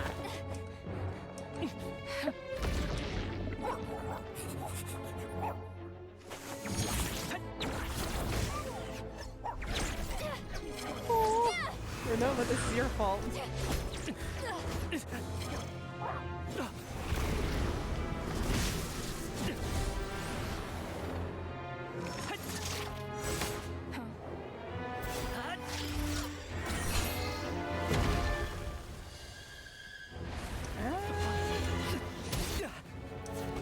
I mean, she can't technically kill us.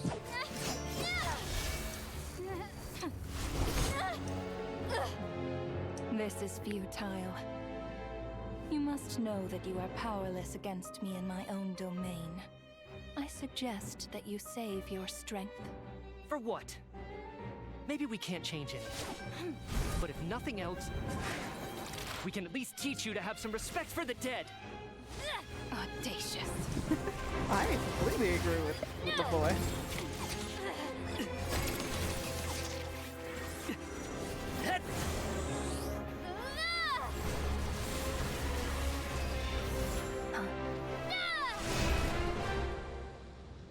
Wow.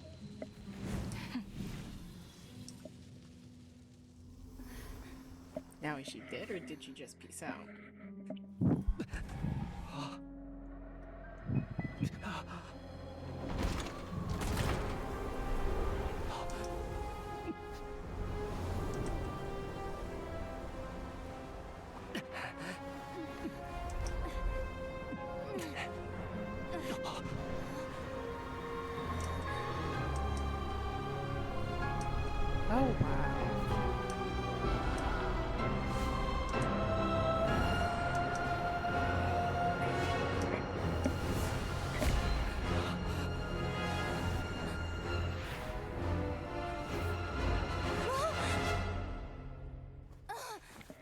You can't really defeat death.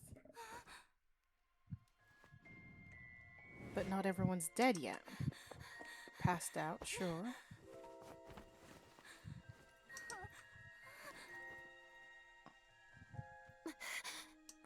What?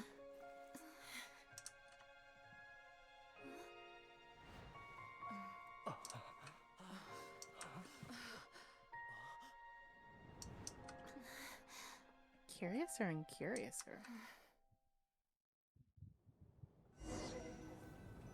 Curiouser and curiouser.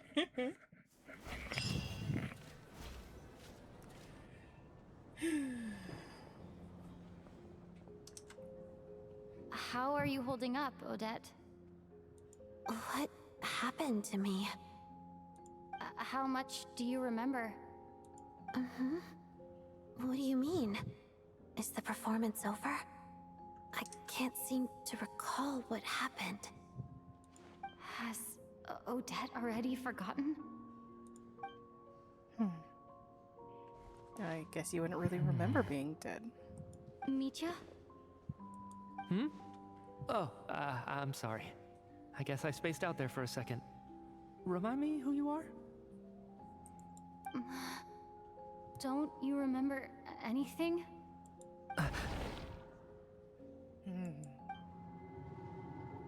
Yeah, I remember now, comrade.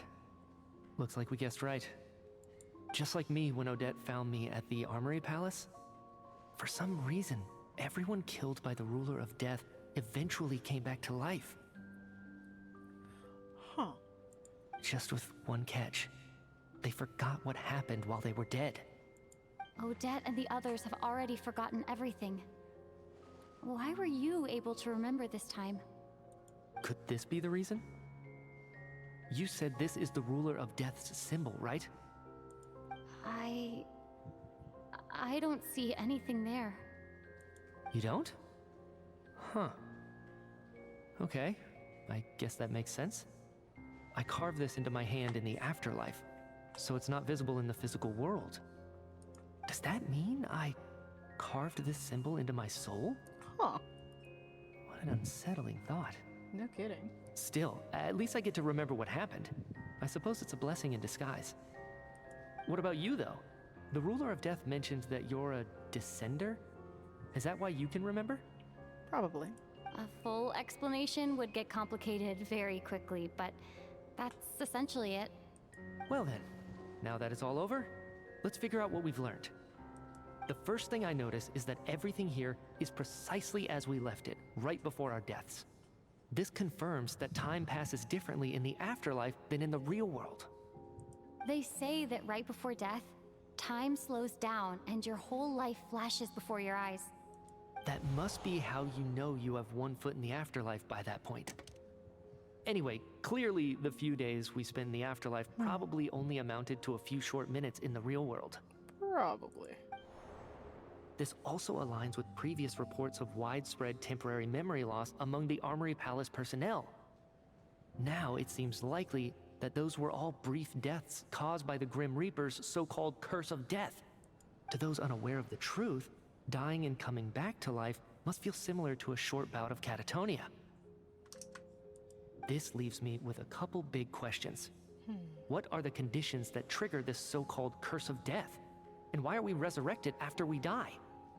If nothing else, I think it shows that killing us wasn't her ultimate goal. We still don't know her true reasons for subjecting us to death. Right. This time only got complicated because of the situation with the theater's ley lines. That's why she had to approach it differently. If the previous incidents of amnesia among the researchers are anything to go by, killing us is usually a pretty routine matter.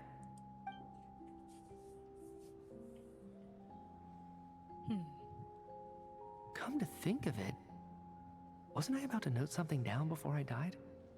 I can't remember what it was, but I think it was something related to my research project. Sorry, Traveler. I'll catch up with you again later. Right now, I have to make a trip back to the Armory Palace. Ma'am, if I may, no one of your description has ever shown up in my investigations into Mr. Mitya's friends. Yet, you two seem very familiar with each other. Could you perhaps tell me where he was in such a rush to get to? Work. And, by the way, have we ever crossed paths? Forgive the presumptuousness, but I feel a vague and indescribable sense of familiarity about you. I can explain everything. Could you help me gather everyone in the theater in one place? Everyone gathers on stage once again, but this time you do so in the real world, without everything outside being devoured by a snowstorm. Due to the unique properties of the theater's ley lines, it seems no one has completely forgotten their experiences in the afterlife. As you recount the tale of what happened, people slowly begin to remember, as if accessing memories of a distant dream. Everyone is lost in thought. Everyone confirms their own fate with each other until finally today's show draws to a close.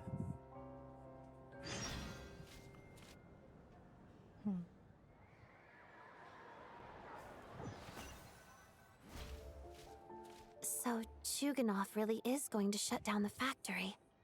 I guess this theater incident actually did us some good after all.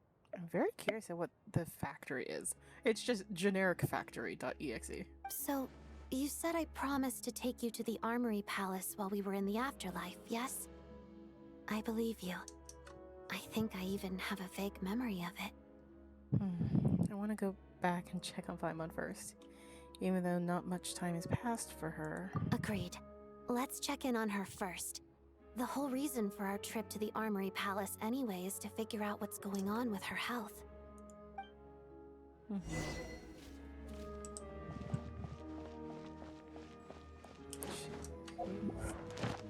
Die once, die twice, die thrice.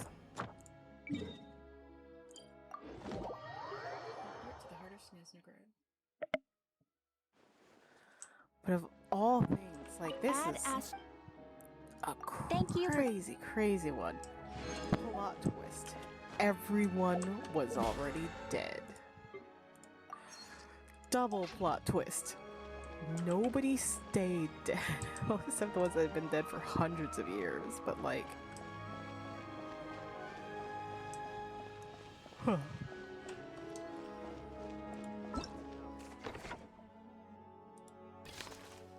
Winter's mysterious silence. Wrath's Nocturne. Steam. As the days and nights in the theater passed, you missed and worried for Paimon in equal measure, yet as you return to your dwelling, it appears an incident has happened nonetheless.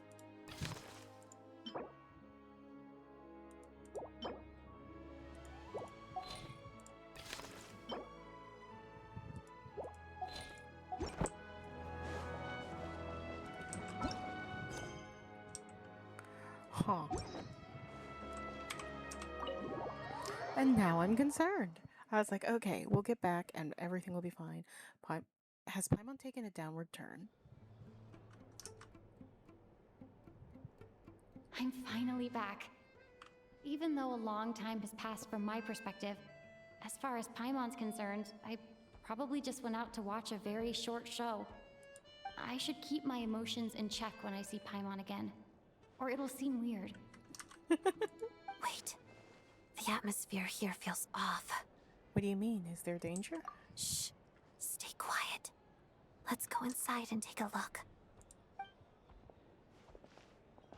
Have we still not been able to notify Child yet? We need new orders. What if that person comes back again?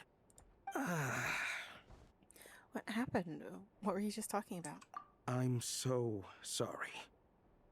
Under the circumstances, there was really nothing we could do. Tell me, what happened to Paimon? It was the Jester. He came here in person and escorted Miss Paimon away. He's the director of the Fatui. His authority supersedes all others and cannot be questioned. Huh. There was nothing we could do. They do seem genuinely distraught. The Jester, though. How long ago did he leave? And what was Paimon's status? It was about an hour ago. Miss Paimon was fast asleep at the time. The Jester simply walked off with her as if it was only natural. I assure you, he absolutely did not use any force. Do you know where they went? The Armory Palace, most likely.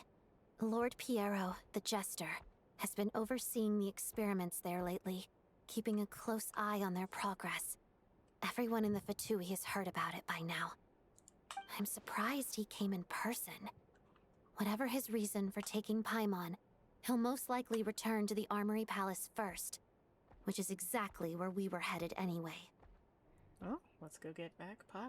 Then lead the way, Odette. Okay, let's go.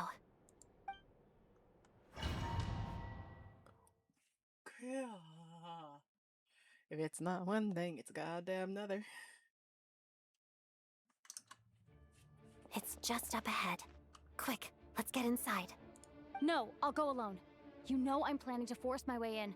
You're with the Fatui, so you should stay outside. I was hardly planning on taking you through the official channels anyway. I'm here to force my way in, just like you. I may be a Fatus, but I'm also Lelek, enemy of Project Stuja. Paimon's safety is paramount right now. With me around, you'll have an extra pair of hands.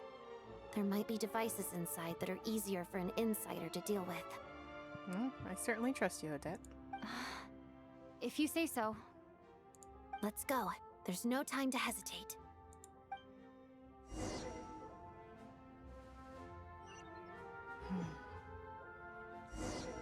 I can't believe we just freaking lost Pi.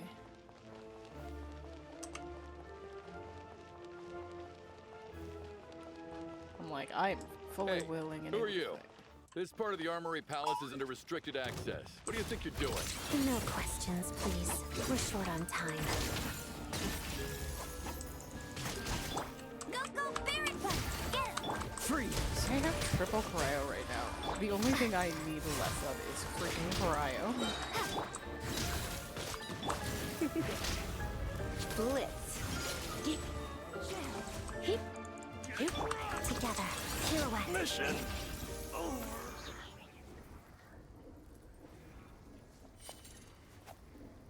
I do love the dancing Odette. That remains.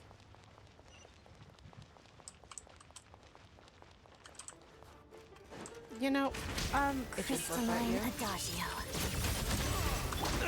Dodge this! Freeze! You're in for a little shock.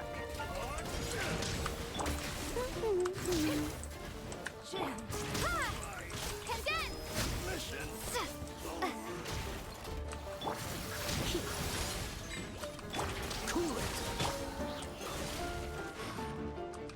Dodge this! Waltz of the snowflakes. Shadow me.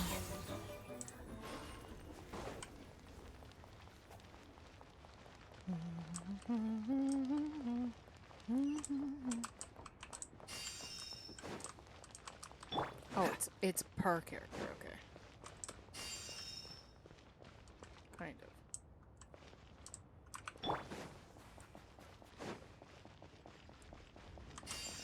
Yeah, it's per character. Amber didn't get any help from that at all. It is what it is. I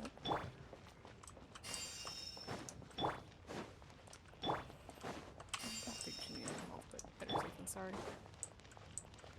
Fear the coming storm. Begin. Potted dust. Cryostorm! Fighting Frost! Brief respite. Cool it! Dodge this! Witness the snow swan's grace. You're together. Come a little closer. You've been a naughty boy. Hey, go, Barret! A tricky one. Cryostorm! Potted dust. Crystalline Adagio. Rare energy.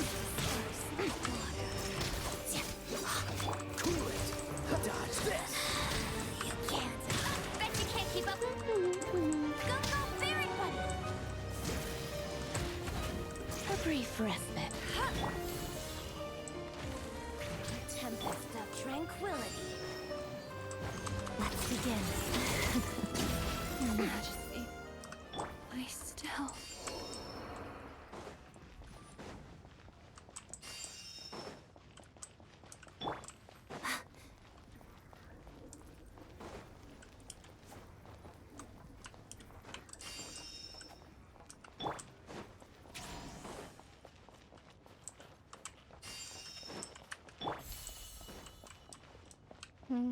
Okay, these come back at a decent speed. Let's enter the Armory Palace. And oh, hello. Hello, hello. I'd say the game's going wonderfully. Now, let's enter the Armory Palace and get back Paimon.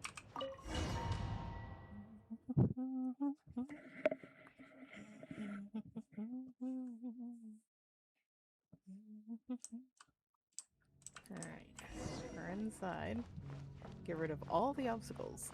And by obstacles, we mean... Now it's your turn! You have a pass? Where are you coming from? So, you're intruders, huh? Don't blame me for what happens next!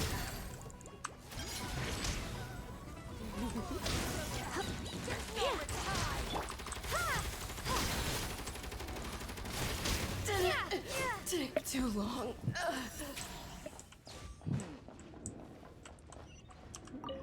Elevator? The Armory Palace is hidden this deep in. This place is much bigger than I imagined. They're conducting top-secret research after all. The deeper it's hidden, the better, is standard Fatui logic. Fair enough. The style doesn't really look like the Fatui's handiwork, though. They must have requisitioned some structures from a past civilization. It also serves as a bit of a disguise. Right.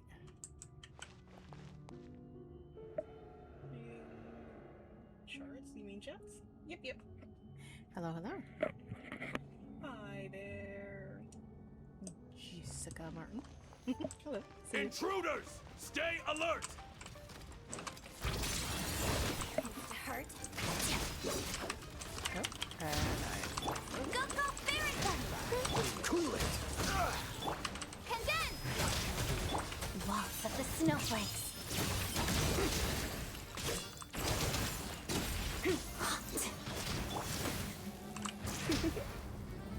Bullets. Together.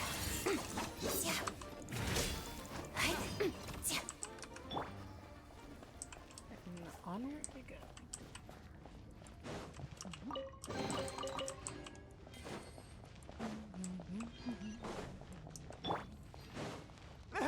Intruders? Don't come any closer! Just what are you guys trying to do here? Short Dwarf, it's your skull! Adagio.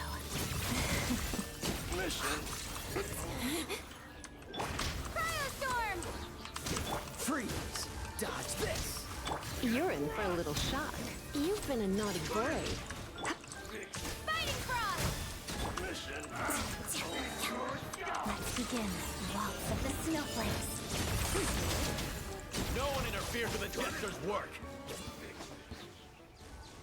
At least not until us. And onward we go.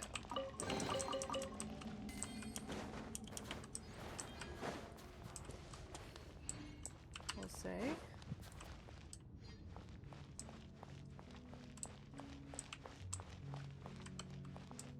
Random cube. Like on one side is like a checkerboard, on the other side is like a musical note or something similar.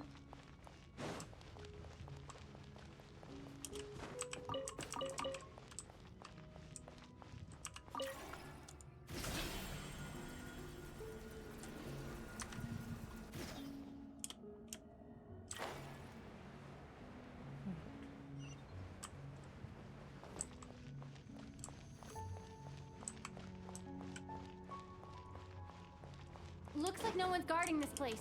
There's something off about that decoration over there. Look out!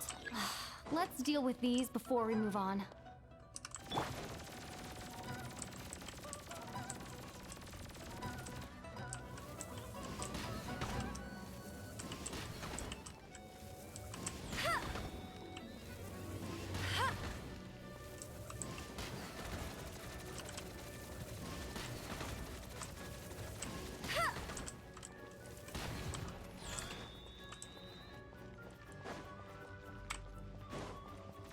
Okay.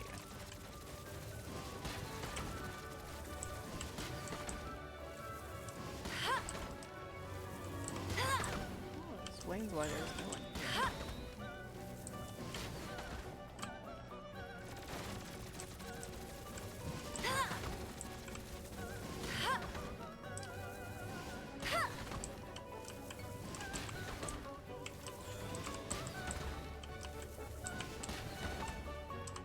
Bet you can't keep up with me! Could have probably walked over there and used my character's sounds. Yes. But also, have you considered?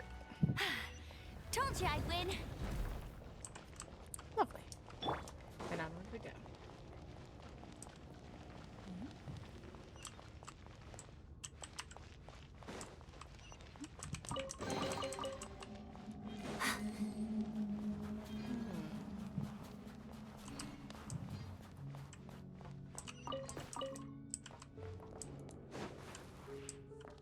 Sure. Double. The researchers here probably don't know that we're uninvited guests. Let's try not to hurt them. What's the big star from the theater doing here? That's Miss Odette. She's a member of the Fatui. Don't tell me you didn't know that. Yeah. Ah, yes. Best thing you can do when you're somewhere you shouldn't be. Pretend that you're exactly where you are required. I don't want to hurt anyone unnecessarily. Was the whole reason for Project Stuja to support the research here at the Armory Palace? Just what are the Fatui and the Saritsa planning? Testing. I don't know.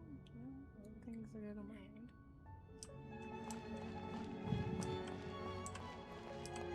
What indeed? What requires so much power?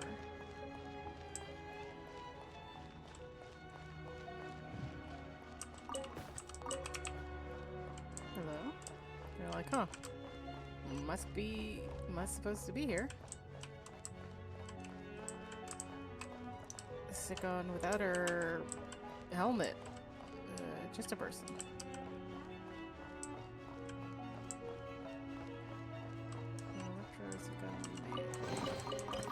But yeah, no, if you're this deep into this place and you're not being attacked and you're not being suspicious, who says you aren't supposed to belong here? Who are you? Never seen you around here before.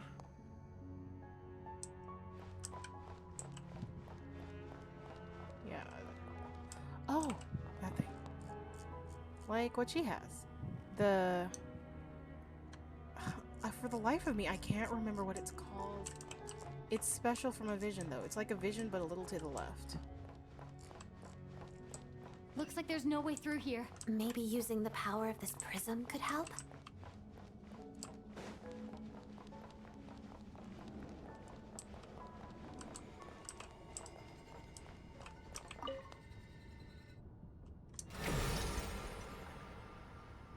I think I see some images. It's the prism's power at play, causing images of the past to reappear, albeit only as illusions. Let's make our way... Paimon and the Jester? Is this another scene from the past? Yes. It looks quite old, though. I don't think it happened in the recent past. Right, because he was like... The Jester had seemed familiar with Paimon, and to be fair, found Paimon. What's going on here? What happened? The source seems to be the Armory Palace. They must have started some large-scale experiment. Wait, what if this has something to do with Paimon? We need to hurry!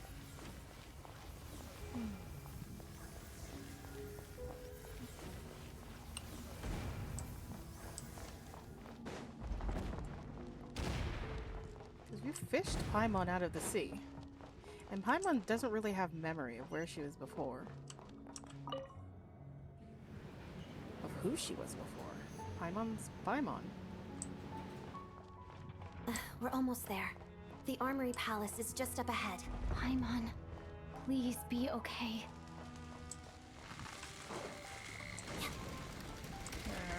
Together. And Kate! Excuse me while I heal. To be fair, I had been hoping that I'd find some heals in the world. Condense! Witness the snow swan's grace. Not so hard! Hi, big guy. Oh my god. Try not to enjoy this. Let it rain! This one will be frozen in time. Cool it. Let's begin. Waltz of the snowflakes.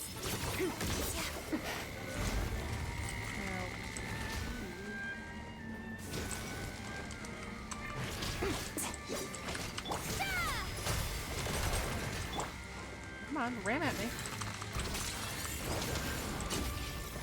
Run up. That was a little stressful. Just a wee bit, though. Don't worry, we had it. We had to take care of. Go take.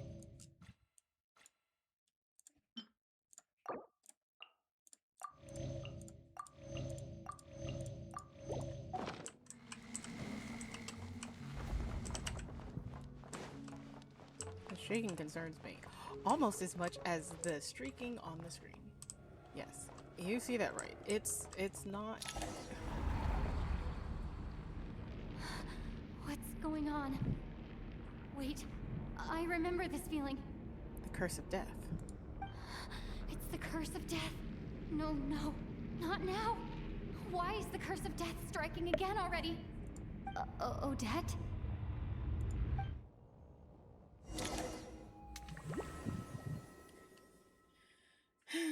And once more we are dead. Is this we dead? the afterlife again? Dead we dream. I need to find a way back to reality.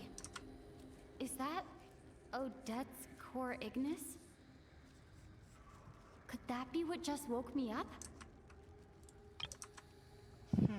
Makes me wonder what Rosaline knew.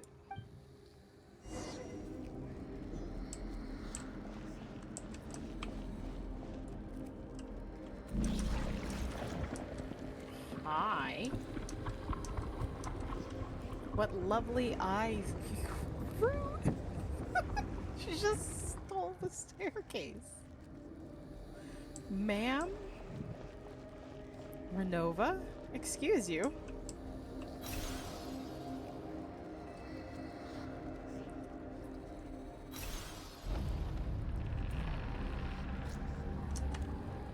Okay, so we're gonna play with perspective. Oh dear. I do see that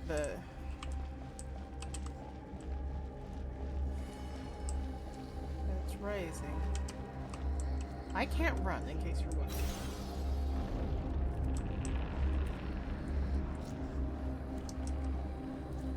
I love perspective things like this.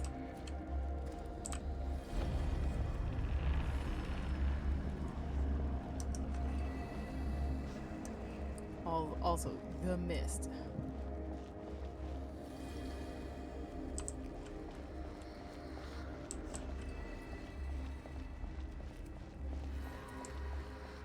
There's no running from death, I suppose. Makeup, perhaps? Odette! Odette!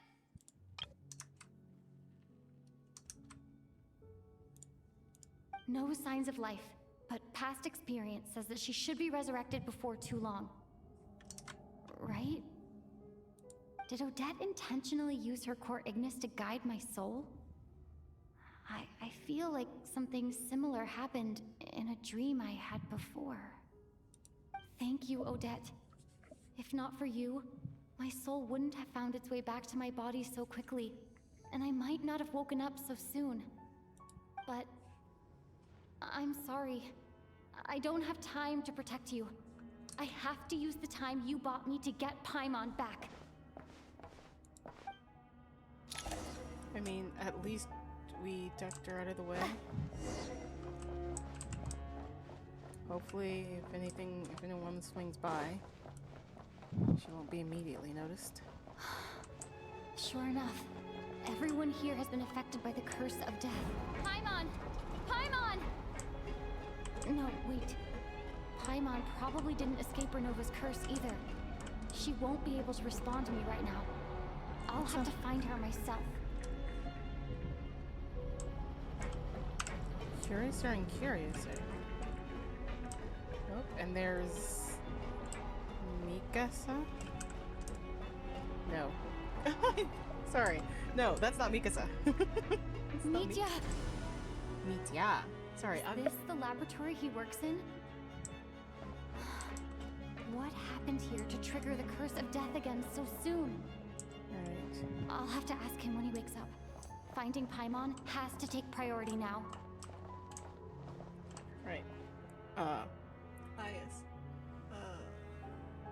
Behind the scenes trivia of just what I'm up to. Full on, I have been... I finally been getting... Oh. I have finally gotten around to watching Attack on Titan. A show that's completely new to me.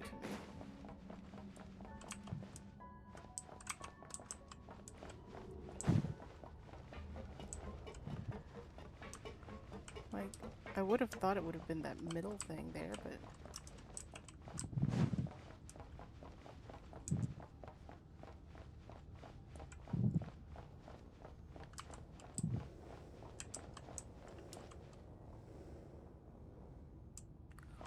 I'm sorry, who was breathing?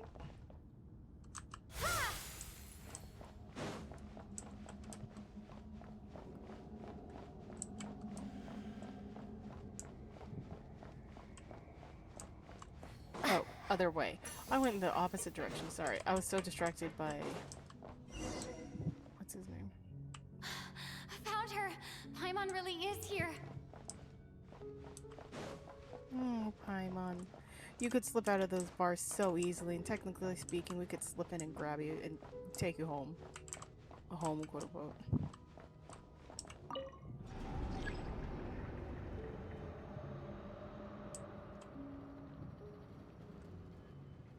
I would like to deactivate it. I mean, objectively speaking, it's probably that one, but I want to press all of the buttons. There is no response. Allegedly. Surely something secretive has gone off.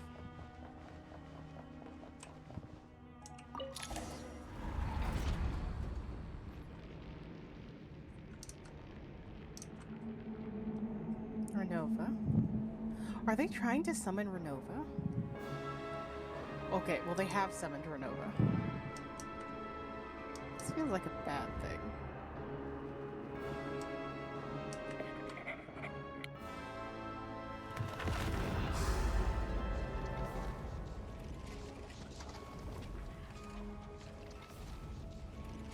You don't learn, do you? Renova.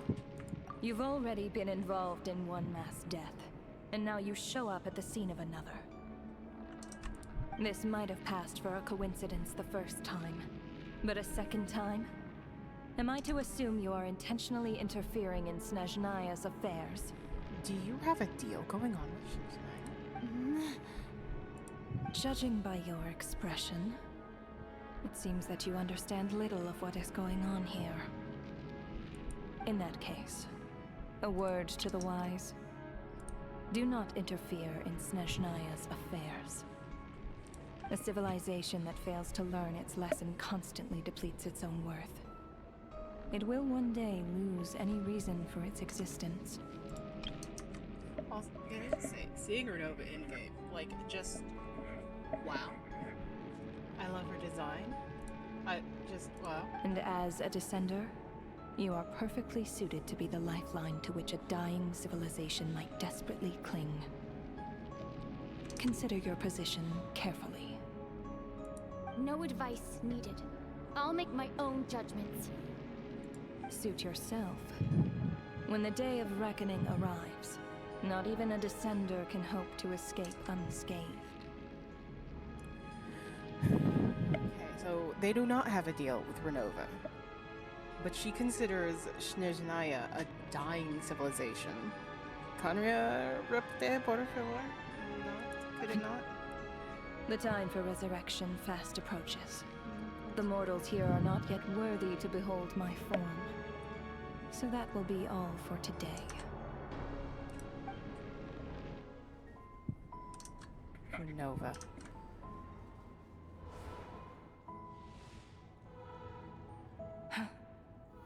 That thing You? No. is coming with me. That thing. It's her companion.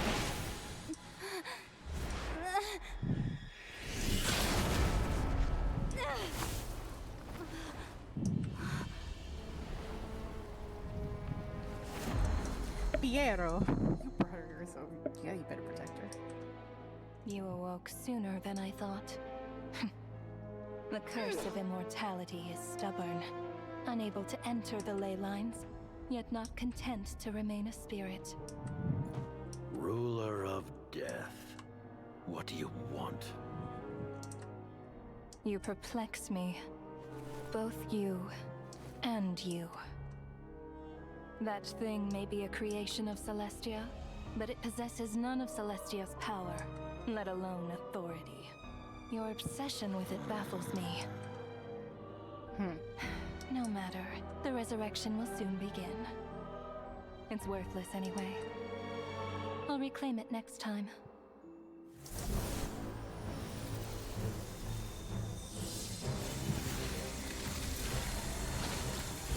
Oh dear. Hey, who says there'll be a next time?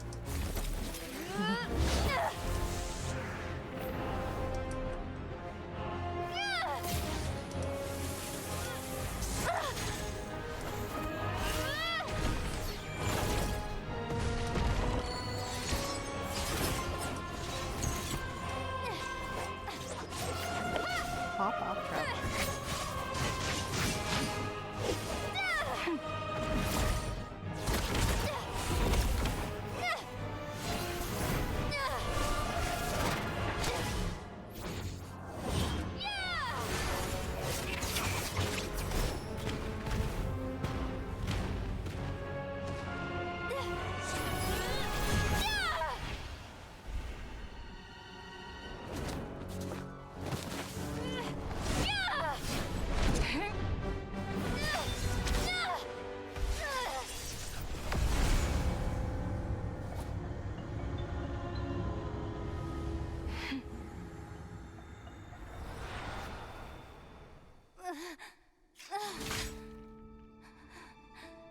You know, I don't think she likes us very much. Huh?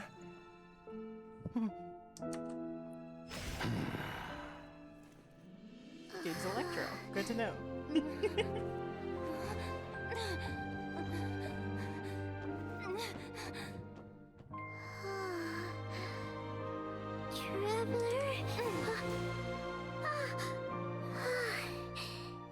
Hi, Mom.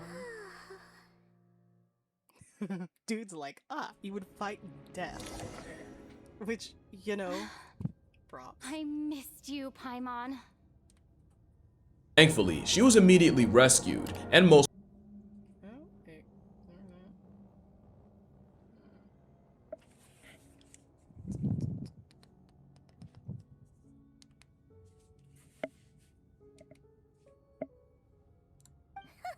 What are you talking about? We haven't even been apart for that long, have we? It was different this time. You seem to be in pretty good shape. Yeah, Paimon's back in tip-top condition. It's the weirdest thing. Paimon fell asleep earlier, and when she woke up, she found herself here. The Jester and that guy talking to him used some kind of energy on Paimon.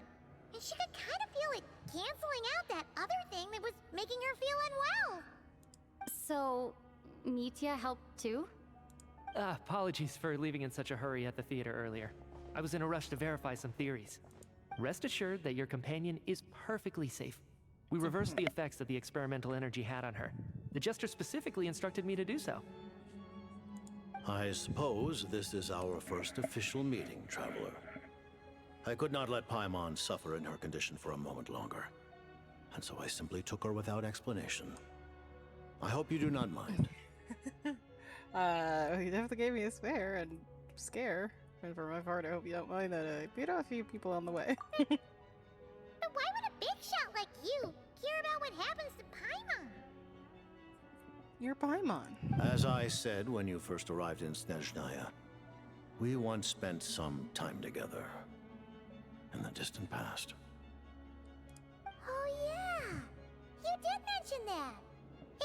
Paimon did think you seemed strangely familiar the first time we met. I'm afraid the reminiscing will have to wait. Mitya, let us continue with the report. What conclusions, if any, did you reach from conducting the final experiment of our energy research ahead of schedule? The good news is, my hypothesis regarding the Ruler of Death has been verified.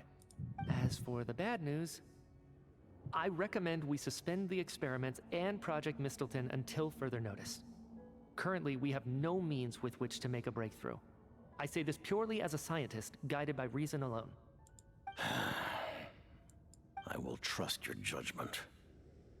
We shall put the project on hold until the Ruler of Death has been eliminated. Ooh. Wait, what are you guys talking about? You want to get rid of Renova? Like, how? By killing her? By whatever means necessary, so long as it removes the threat she poses to us. Until then, everything we do will be in vain. After what just happened, I've ascertained Renova's goal. Or rather, the trigger condition for the Curse of Death. Okay, let's hear it. What she's doing is blocking Snezhnaya's technological progress, preventing us from possessing any means with which to threaten the heavenly principles. Ah. Just like the little lapdog she is. So, any ideas, research, or experiments that lead to technological progress can trigger the curse. I do find it interesting that it's not like just research or experiments, it's ideas. Like, the very idea of progress can literally summon death upon you. That is crazy. Just now, for instance, I was set to launch a final phase energy experiment ahead of schedule. If the experiment was successful, we could have achieved a crucial breakthrough. As expected, though, the moment the experiment began, all the researchers, technicians, and witnesses died from the curse. All that effort, not to mention the energy and materials we relied on Project Stuja to gather for us, went to waste. In the end, nothing was gained. Does that mean something similar happened when we were at the theater? That's right. During the performance, I thought of an important breakthrough regarding the experiment, and wound up dragging everyone into this. Which would explain why the blackouts and memory loss seems to happen at random. So the nature of the curse seems to be something like, when moments of technological progress occur, all life in the vicinity is taken away. What a violent method. Of course, that meant the curse was normally limited to the Armory Palace. Since outsiders are forbidden from entering, this mass death phenomenon went unnoticed, until Odette came along. I believe she was the first witness. The Curse of Death was triggered just before she infiltrated the Armory Palace that day. But you mentioned something about a final stage experiment. Doesn't that mean you've actually made some progress? That's right. Even with the gods locking certain key components out of reach, humanity can still advance technology in incremental steps accumulated over time. But, as I'm sure Renova anticipated, even incremental progress has its limits, a point where the truth you're seeking must be put to the test in an experiment. You mean the experiment you were just about to do? Yes, we were at a critical juncture, a moment where the quantitative was about to translate into fundamental qualitative change. With this single experiment, we could have brought everything we've worked for to fruition. But now, after already being forced to fumble around in the dark all this time, it feels like we've truly hit an impenetrable wall. As long as Renova's Curse of Death persists, we won't be able to advance the experiment or obtain any results. And with Project Stuja having been in effect all this time, at our nation's current strength, repeated trial and error is simply unsustainable. Only by eliminating Renova first will it be possible to continue advancing our plans. But she's the ruler of death! She can just kill whoever she wants, right? That's gotta be the scariest power ever! Is it even possible to beat her? We'll see. But one thing's for sure. She definitely can't just do whatever she wants. The best proof of that is me, standing here, very much alive. Right. Yeah, she might be death, but even death has rules that it must abide by, in this world at least. You're saying... Wouldn't it be easier to just kill all of us researchers for good? Why resurrect us over and over again? Why let us advance our technology to this point? So, you're saying even the ruler of death has limitations we don't know about? Exactly. And I think that's where the key to our breakthrough lies. Regardless, the ruler of death has always been an obstacle we must overcome. Indeed, we must face life, death, time, and space. After all... Ah, the heavenly principles, as like all four of them. Time, I think, is moot point. Life, space is cube. Wait, no, that was death. I'm like trying to think who is the one that trapped us in a cube.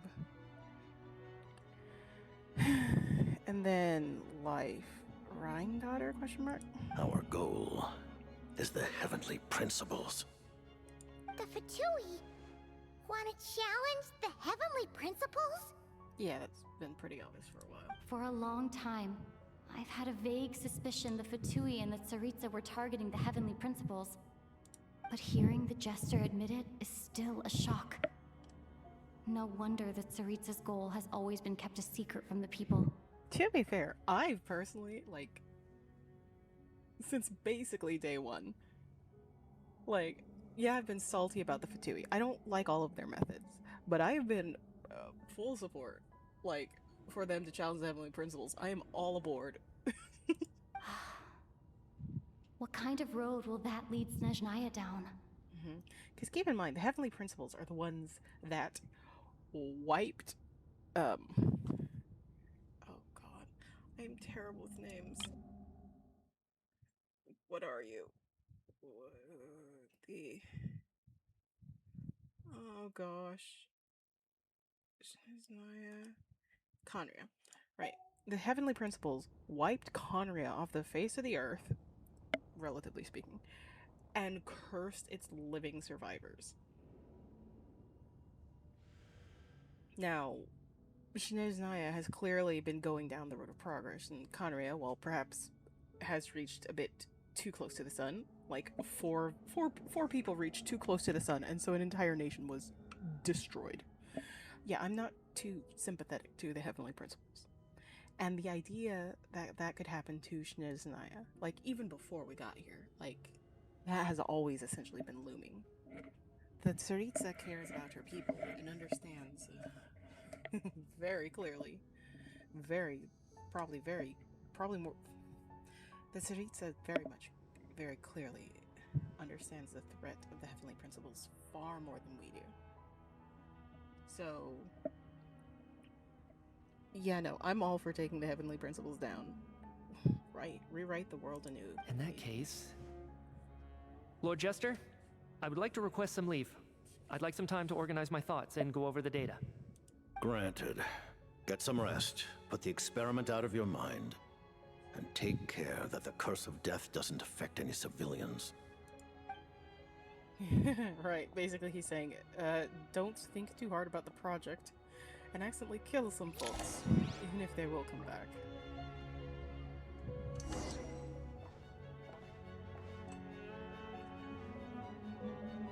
I wonder if he'll be playable.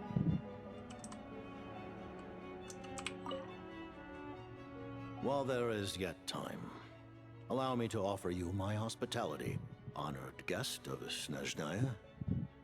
Is there anything you wish to know? A few things. About Project Maelstrom. I remember hearing the term Mistelton from Columbina. Yeah! Paimon wanted to ask about that when the name came up just now. What is it? Paimon's heard of Project Stuja, but not this one. As you know, Project Stuja is a series of measures enacted to consolidate our nation's resources, the greater purpose of which is to serve Project Mistelton. Many of the things you have encountered thus far are essentially for the advancement of that project. This includes the Kuvaki Experimental Design Bureau in Nocturne. Researching Kuvaki was merely a facade. Its core objective was to use local resources and research findings to build Mistleton itself. Oh? And that's a weapon built for the final battle against the Heavenly Principles, isn't it? Huh? How did you know that? I was given some intel, and I made some deductions. Wait. You must mean that thing over there. Oh, Paimon's gotta take a closer look at this thing. Especially after you guys sent so many people to Nocturne to work on it.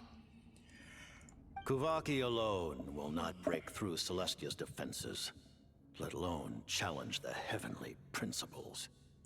The Heavenly Principles are no doubt accustomed to combating the power of the Light Realm, and elemental energy is simply the power of the human realm, converted to that form by the Heavenly Principles themselves. Any attempt to use this power against its creator would be a futile endeavor. Ah, yes, you made the mistake of using my own power against me. For now, therefore, we have set our sights on the form of energy associated with the third descender and the stellar linchpins. This may hold the potential to allow Mistleton to contend with the Heavenly Principles. Aren't we like the fourth descender or something? You could say that by reverse engineering the stellar linchpins to extract the energy within, we have obtained a source of anti-Celestia energy. So this is the energy research that Mitu is in charge of. Never imagined it was such a major project. The Kuvaki Experimental Design Bureau, Project Stuja, and the new energy experiments. Huh. So, Project Mistleton is what ties it all together. And it looks like your plan is almost complete. No wonder the ruler of death came after you. And the Tsaritsa? Her Majesty the Tsaritsa has embarked upon an expedition to vanquish a monster. Were it not for this, I imagine she would have been delighted to grant you an audience. That is interesting. Because I will say, like, I've been like wondering this whole time, like, what's the Tsaritsa going to think of us? Because wherever we have gone, like, to each nation, we have brought great change with us. But also, technically, great protection, great progress, great. We've brought much to everything. And, I mean, just think of our first adventure that was recently recapped. Dvalin would have been killed for good without our intervention. We are fate changers. So would she take our but also at the same time we do kind of tend to do what we want. We are fate changers, but we don't really much like how we stormed the Experimental Design Bureau. We tend, should something seem off, we tend to act upon our own wills and wishes. So on one hand, we can very much be seen as a rogue party, but on the other hand, like, we might just be what the Tsaritsa needs. A linchpin, perhaps. A linchpin in a cosmic design that might just be the tipping point needed to fight against the Heavenly Principles. Seems like the powers that be in Snezhnaya don't intend to hold my past conflicts with the Fatui against me. Also, yes, that. We have had many conflicts with the various Fatui, but also, we have many friendships with Fatui. The Harbingers have been granted significant autonomy in retrieving the Gnosis. But by the same token, they do not completely represent Snezhnaya's official stance. You read my mind. Speaking of the Gnosis, Paimon's been dying to ask this question since forever. Why exactly does the Tsaritsa want to collect them? Is it something to do with the fight against the Heavenly Principles? Real quick, Like, my understanding of the Gnosis is that they're a god's connection to Celestia. So by that logic, if the Tsaritsa has all of the Gnosis, then she has all of the... Like, think of it as like a two-way street. Or... Basically what I'm thinking is, are these the only way? Like, well, no, because the gods clearly come down to Earth. But, like, with great power and whatnot, yada yada, so on and so forth. Either way, it seems like a very good way for the Tsaritsa to reach the Heavenly Principles. The Gnosis will undoubtedly serve as a key bargaining chip when she confronts the Heavenly Principles. Beyond that, you had best ask the Tsaritsa herself. I am not sure if this information is mine to disclose. Also, I could just be repeating BS that I've heard. I have, like, as far as I'm aware, the Gnosis are the god's connection to Celestia. What do you mean? Not sure. Don't you make the rules? You're the highest ranking harbinger. Ugh. Never mind. I do love the deadpan stare. Like, Paimon might just be barely getting back on her feet. And yet still, I cannot help but give her a deadpan stare when she says something. Taking on the Heavenly Principles is something most people wouldn't even entertain in their wildest fantasies. Why is the Tsaritsa so fixated on this? Intervat today, civilization is nothing but an illusion. Something whose very existence can be negated at any moment. Nova basically insinuated the same thing, saying that Shinezhnaya is a dying nation. I would say it's thriving. Yeah, they currently have a bit of an energy crisis, but I wouldn't say that the nation is dying because of it. Our civilization may very well be destroyed in the struggle, but as things stand, the Heavenly Principles could choose to negate our existence on a passing whim. And we must not sit back and accept that fate. I mean, they've done it before, so...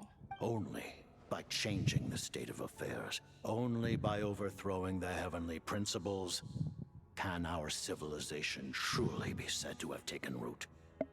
Otherwise, the fate of the people of Conria and Hyperborea is a cycle doomed to repeat itself. Yeah, I had mentioned Conria earlier. But yeah, no, Conria is like the poster child of... They were too curious, they were reaching too far, so to speak. The gods decided that they were reaching too far. And so, they got rid of them. And if that can happen to them, that can happen to anyone.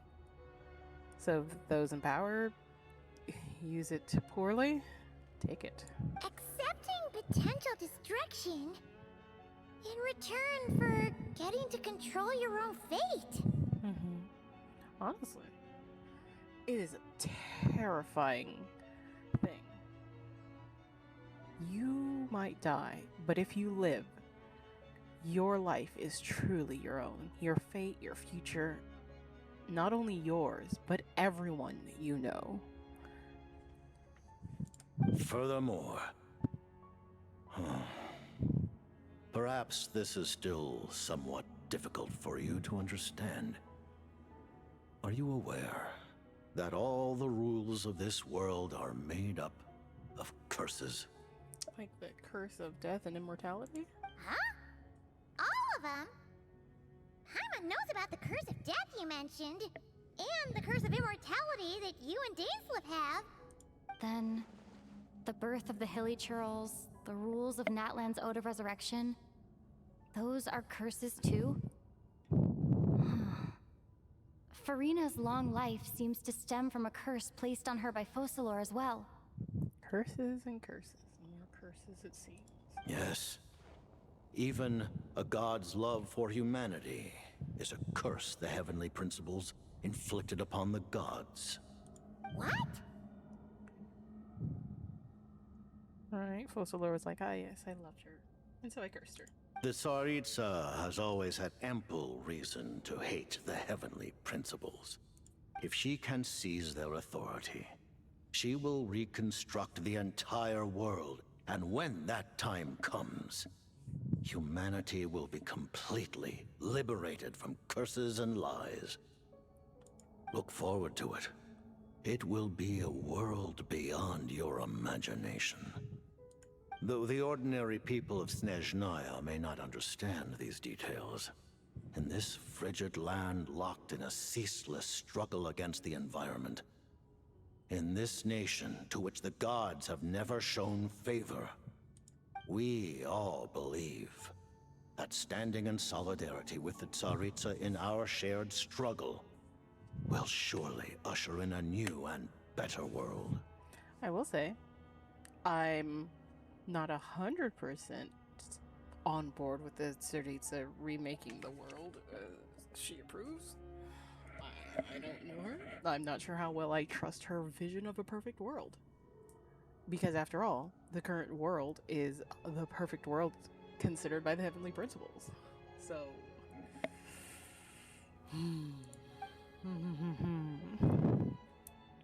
About your relationship with Paimon. Paimon really doesn't remember. He's basically a stranger. You gotta believe Paimon. The stop freaking out face. Relax, you're freaking out over nothing. Allow me to explain. The reason Paimon reacted to the anti-Celestia energy developed by the Armory Palace is because she comes from Celestia herself. More specifically, she is one of its creations. Paimon? A creation of Celestia? Yeah, this has pretty much been expected. Everyone's just trying to figure out exactly how you're connected to the Celestia Pie. Oh, right.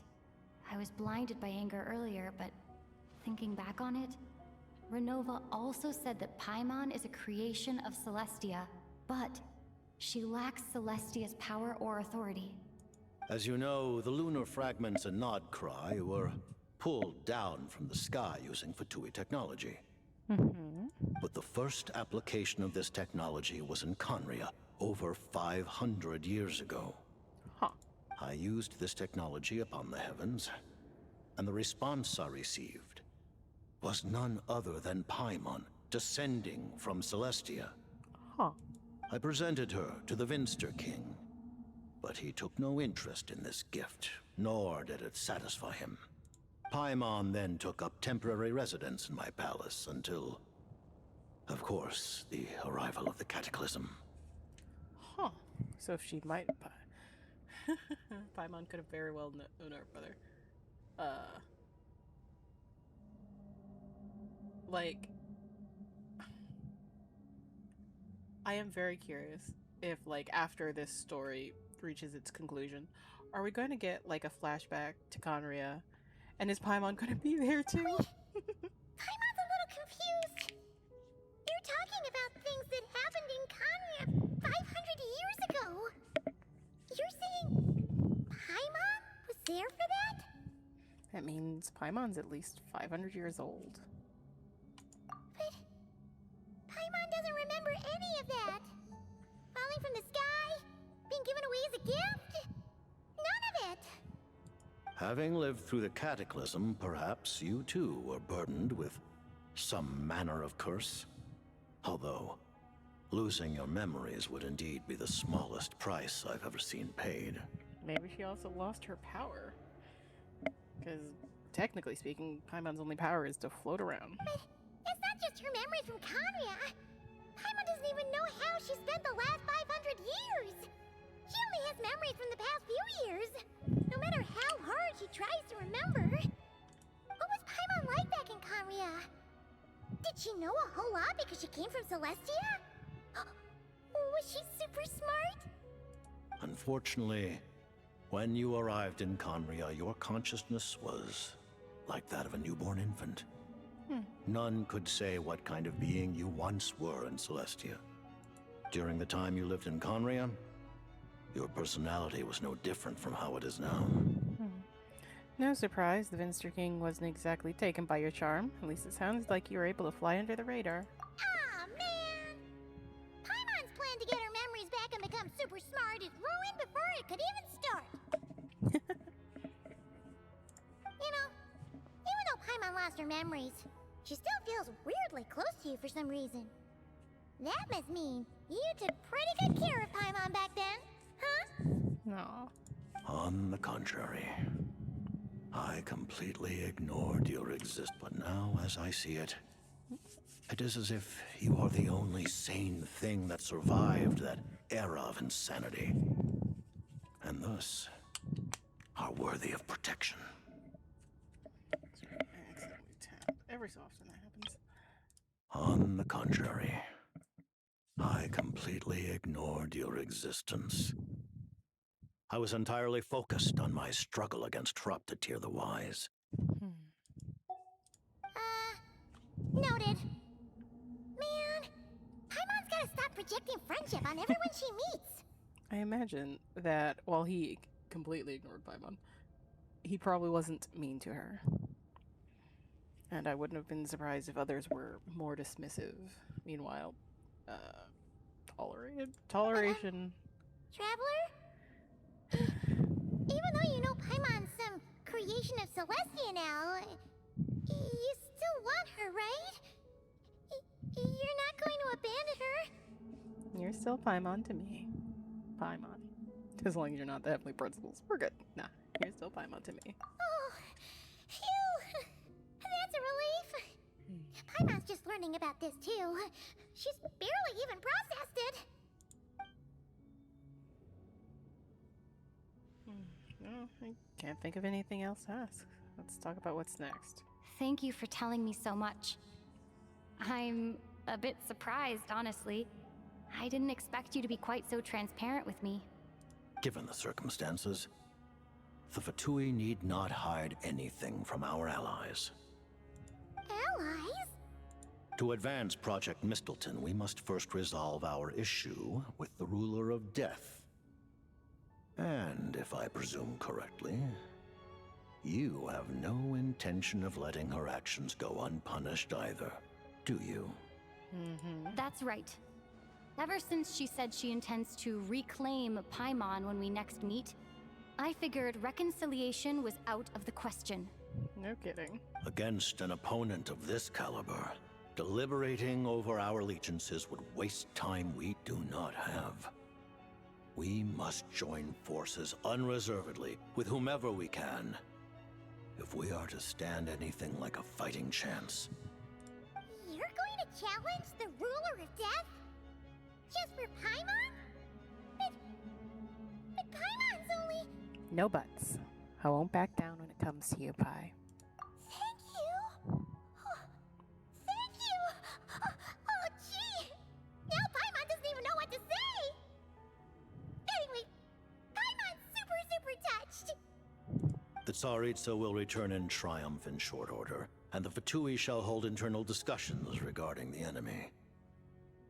The time for us to meet again will come very soon. Got it. Thanks for your help with Paimon. I'll be sure to look after her for you. Yep. There was just one other thing. Well, just a request, really. Paimon really wants to see what this Mistleton thingy you're gonna use against the Heavenly Principles looks like. Of course, Paimon knows it's top secret and stuff, but she just had to ask. It's okay if the answer's no. Paimon knows it's top secret and stuff, but she just had to ask. It's okay if the answer's no. Okay. Certainly you may. Cool. Oh, for real? Actually, maybe it's best not to. What if Nova suddenly pops up again? She might take this chance to...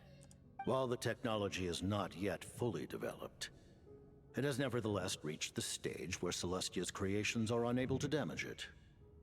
In that regard, you may rest assured. Curiouser and curiouser. Oh. Wow. No wonder Paimon felt so out of sorts recently, even though it was super far away. Alright then. Paimon's ready to take a sneaky peek at this top secret super weapon. I'm curious if we'll get a sneak peek as well.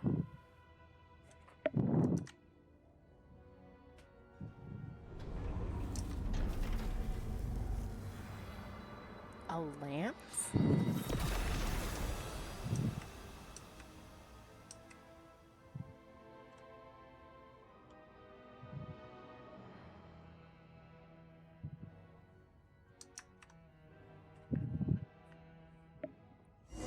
I'm vaguely reminded of the celestial nails. Like Una reverse with a celestial nail.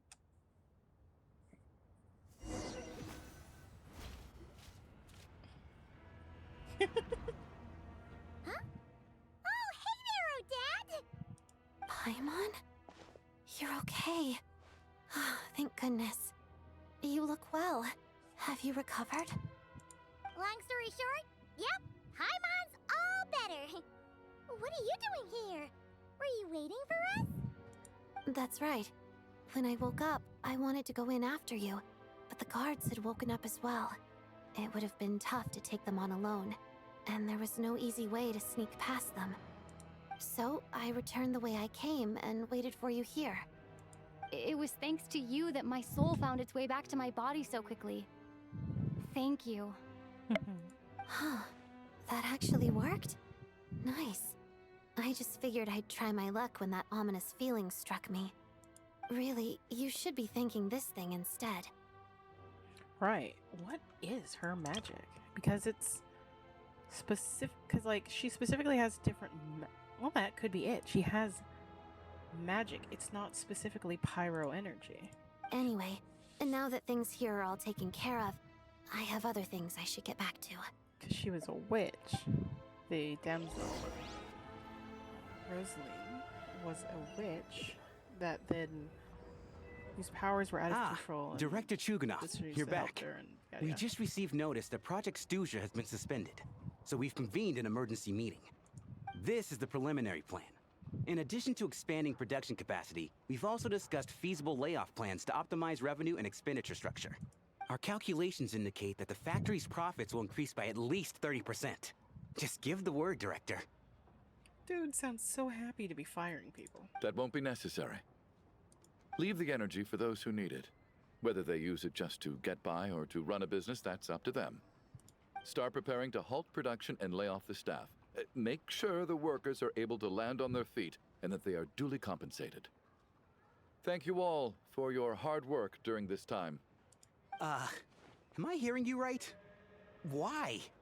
After all the tough times we made it through, now is exactly when we should start to turn a profit. We were in the red this whole time? I just suddenly don't want to do this anymore. Huh. Does there have to be a reason? Iskra, it's time to rest. Dear esteemed members of the Rokat, given the effects of Lelik's radical actions upon our organization's reputation and social stability, a decision has been made to permanently withdraw this codename from use.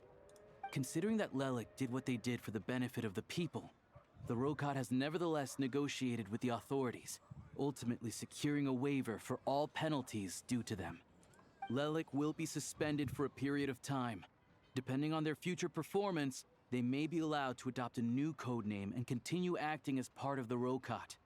The purpose of this notice is to remind everyone once again that motives and methods are equally important when one operates in the shadows. Even with Project Stuja's suspension and our interim operational victory, we must guard against complacency and rashness and work to consolidate the progress we have made so far. We act only for the greater glory and solidarity of our nation. May the aurora shine ever on, and the tundra always stand firm. Okay.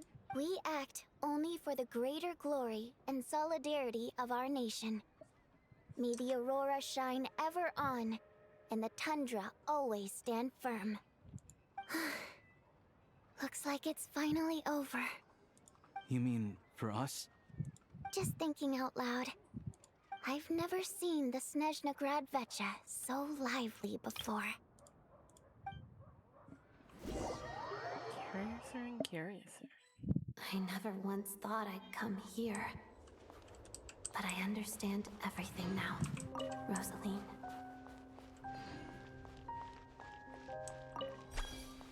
66. That'll open a number.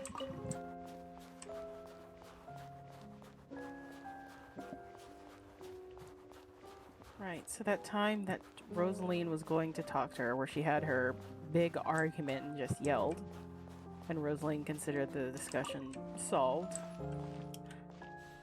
I've seen Spirit Seeker performed many times, including by your mother.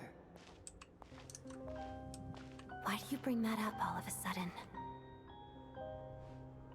Even though the choreography is always identical, every dancer finds a way to make it her own.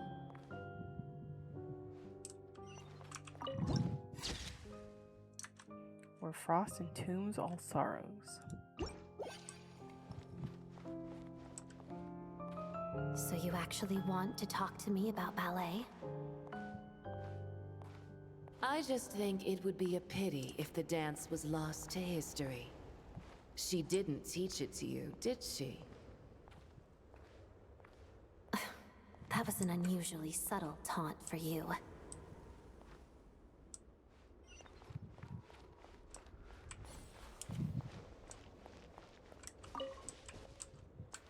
We embraced one another on the snow-swept plains, melting the ruthlessness of time. But when our bodies, in pieces, are cast to the winds, what of our love will remain behind?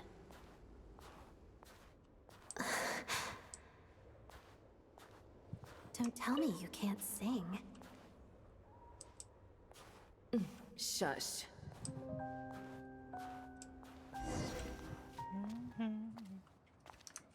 Oh. I understand her hatred. The Fatui robbed her of the life she should have had. I never opposed her dancing. Yet still I became an enemy of her ballet. I'll just keep my distance. Many despise me. I'm used to it. You're certainly not one to shy away from confrontation. But children, they need a different approach. I'm hardly the most maternal figure. Yet, she is a child. In my experience, while a father commands authority, he must still yield to love. You should tell her what you think about her dancing.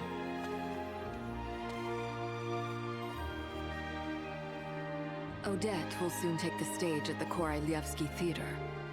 This could be your chance. Geonosis secured. It went smoothly. I'll be there. Have them send me an invitation.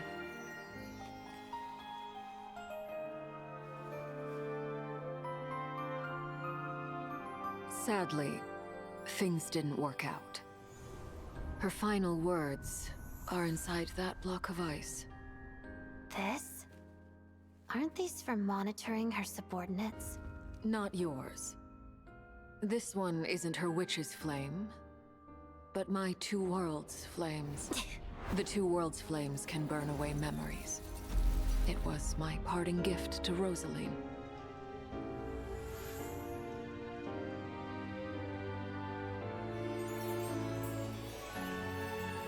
If all goes to plan, she and I will both live to see the Tsaritsa succeed. I believe she'll find peace. But if anything happens to me, she needn't follow in my footsteps. The cryo-energy will fade away in time. Then the two worlds' flames will burn away all memories of the Fatui. She'll be free to dance. She deserves this. I will handle the aftermath.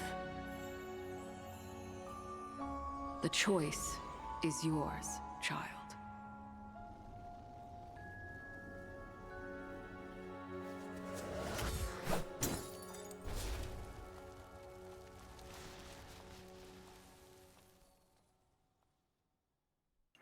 Wow.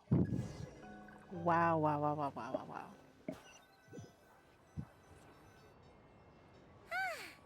Fresh air at last! Paimon's head isn't spinning anymore, and the fever's all gone. Paimon's finally free to fly again! And we've got our favorite squeaker back. It's nice to finally finally know where Paimon came from, too. It did make Paimon a little nervous at first, but it's such a relief now. Like, who cares if Paimon's a creation of Celestia? She's probably not anyone that important. Probably just the fairy of food and fun or something. Or something. And like you said, this doesn't have to change anything between us. You're not gonna just... Hey! Hurry up! Why are you walking so slowly? Just good to see you out and about, Pi. You've spent the last few days lying in bed and stuffing your face. I didn't think you'd be able to fly this fast. Says who? Paimon's as agile as ever. They don't call her White Floaty for nothing. Paimon originally wanted to check out the bookstores in Snezhnograd, but she's more in the mood for flying around right now, so let's save that for later. Wait, they've got light novels from Yai Publishing House here too. Huh? And this is Paimon's favorite mystery story from Fontaine! Wow! They got a sequel! The local Snezhnaya books look pretty interesting too, but also kinda heavy. Not the easiest things to lug around. I thought you were in the mood for flying around. Paimon can read while she flies. Hey! Look at these two dolls! Which do you like better? Ever so slightly. Alright! Boss, we'll take both. Paimon will have the other one. Oh, I thought we were only getting one. All right, fine, I'll pay. There you are. Thanks for visiting. Paimon will grab this and then... Huh? Huh?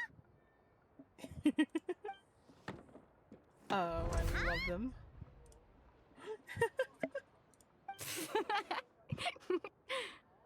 How many layers does this thing have? And what are you laughing at? Huh. You knew all along, didn't you? A whole bunch of people are gathered over by the plaza. Hey, look! That looks like Tartaglia! Hey, Tartaglia! I know that voice. Of course. If it isn't Paimon and my old comrade. You're looking well, Paimon. All better? Yeah! The jester knew I was wrong and fixed Paimon right up! Thanks for sending someone to keep Paimon safe, too. Oh, yeah. About that. That was kind of embarrassing. Who could have known that our director would go looking for you in person? So sorry for the misunderstanding. Right. Oh, right. Let me introduce you. This is my little sister, Tonya. Nice to finally meet you. Hello, Tonya! Hello, hello! Firstly, I'm really sorry about my brother. Sounds like he's caused you no end of trouble. Hey now, why'd you have to start with that? Not that it isn't true, of course. So she's the real Tonya. Right. She said you two didn't manage to meet up at the theater. She waited ages for me, and when I didn't show, she got a little worried and went outside. Wait, you mean you didn't even tell Tonya I was going to be going in your place? I know, right? He didn't bother to say a word to me. I searched up and down the city for him, and he only told me about it when I finally caught him at the gates of Glupov. I've been rushed off my feet lately, so I didn't get the chance to go home. I just figured the Traveler would fill you in when she got there. Well, the snow was bad, and you're never late. So I was really worried about you. How was I supposed to know that you'd stood me up? I'm sorry, Tonya. I really am. I'll make it up to you somehow. Just... please don't tell Mom and Dad. Although the mix-up led to a series of misunderstandings, it's probably for the best that the real Tonya didn't get caught up in that mess. Yeah. Besides, it's obvious that Tartaglia isn't usually one to break a promise. He only gave his ticket to me because he had to look into Lelek. It's really my fault for being late. I should have gone to find you first. No, it's fine. It just meant I didn't get to see the show in the end. By the way, what did you think? You were one of the first people to see it, you know? I would say It's to die for. the best is yet to come. Huh? What kind of review is that? Hey, look! Hmm. Oh. Wait, is the Lisa coming back?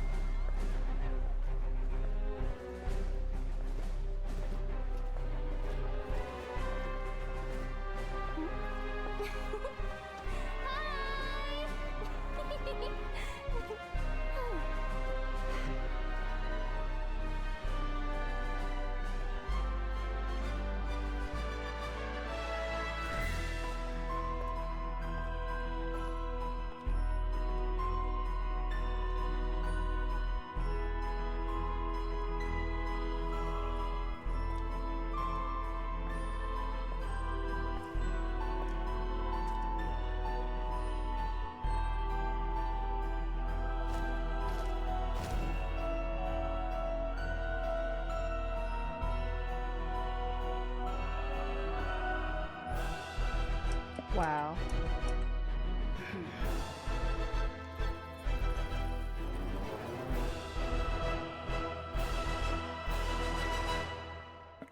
Hype, I'd say. Genuinely excited. Mildly concerned that she froze over.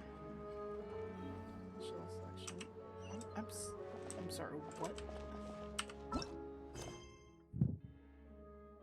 A very special selection process underway. Wait, is that this?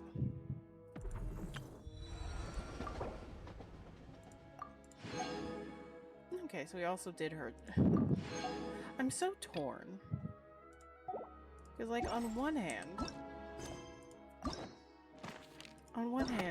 we don't have any more story quests, but on the other hand, like, it's cool that the story quests are part of the main quest, but on the other hand, I liked having story quests.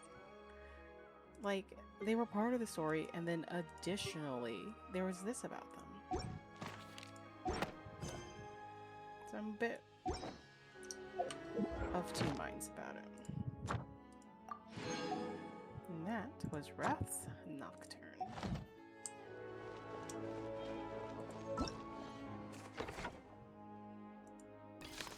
I'm glad we finally got to see the Saitsa.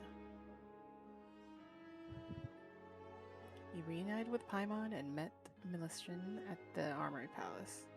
Shortly after, the Saitsa made her triumphant return from her campaign against the distant monsters.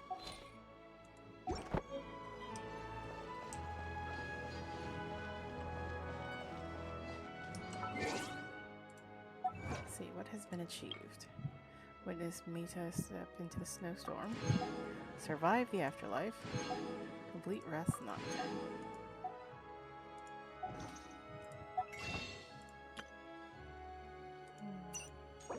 7, 8, 9.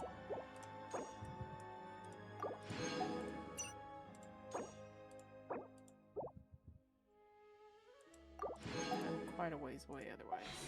So make a wish. Ah, heartbreaking.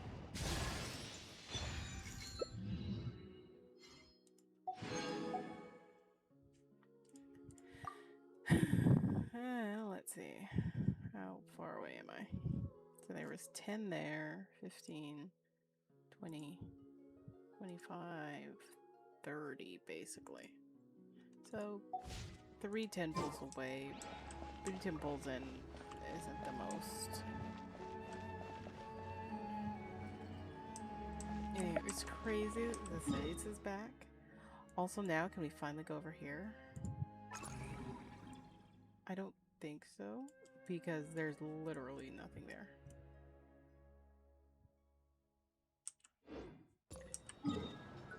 Okay, it goes away automatically. I was gonna be like, wait a minute, I need to turn it off.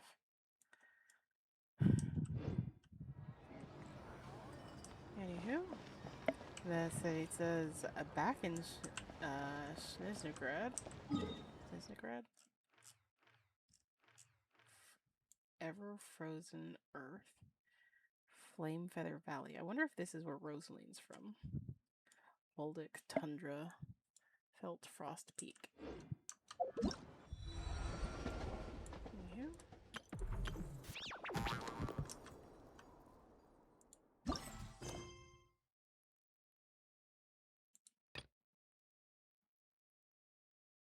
I'm very curious what this is all about. But that's a problem for next time. We've been here for about 3 hours. And also, next time, we are going to Morspoke. Ah, a very lovely place, and Tartaglia's hometown. What do you think? Is there any last minute things? Nothing that I can think of. I can't wait to meet the Teresa. Also, with the whole frozen heart thing, I am very concerned for her emotional well-being. I don't think she's going to be a well-adjusted person at all. Then again, what... I'm like, what god has been? Zhongli faked his death. I mean, Latte. Venti's probably, like, the most well-adjusted god, and that feels like such a low bar. He's basically the town drunk. Let's see, Zhongli... He's coming around, but he's basically faced his own death. He was fairly reasonable for a god. No. Focalor, no. No, there's Navi. Nahida. I knew it started with an N. There's Nahida. She's pretty well adjusted. No, wait, no, she had her whole... Yeah, no, she had her whole older counterpart dead thing, and yeah, no, there's that thing. Mawika, I mean, it's basically a human who just... She's basically just a whole human who just becomes a Pyro Archon every now and then. So an odd Archon, but immortal in spirit, if not body. And then technically Columbina, in a way. Like, she's the goddess of the moon. And then we have the Saritsa, who... From what little I've been paying attention, because I basically never pay attention to any news that Genshin sets out. Like, I basically have been flying blind this whole time. Like, I thought we'd be on the train a whole lot more, and I also thought that we'd be using the gun a whole lot more. So far, neither of those things have been true. To be fair, I also have no idea in what context or whatnot we'd be using them, so... Yeah. I'm sure we'll find... Yeah, we'll train here.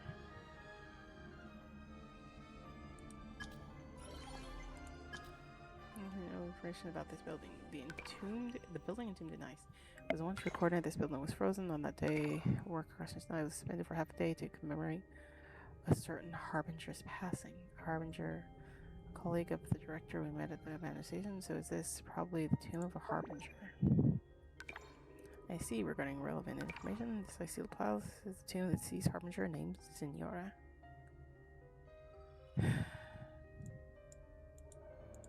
Yeah.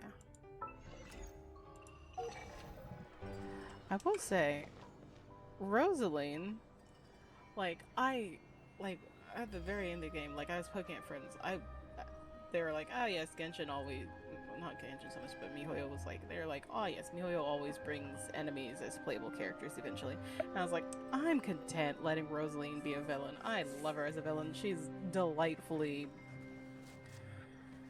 such a delightful villain, is what I'm saying. And goddamn was the end of this quest sympathy for the devil, because my heart goes out to her.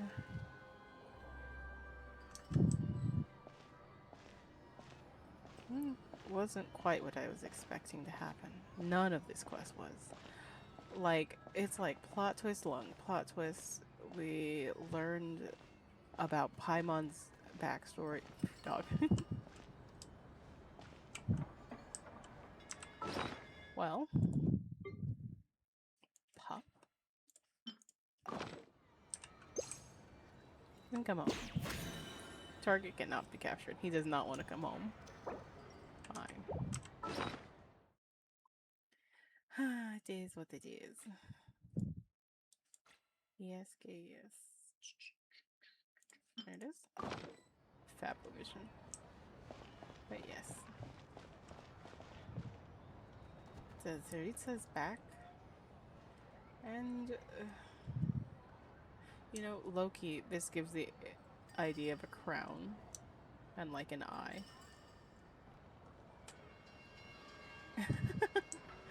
Hello, Bopper. Such a good doggo. Yeah.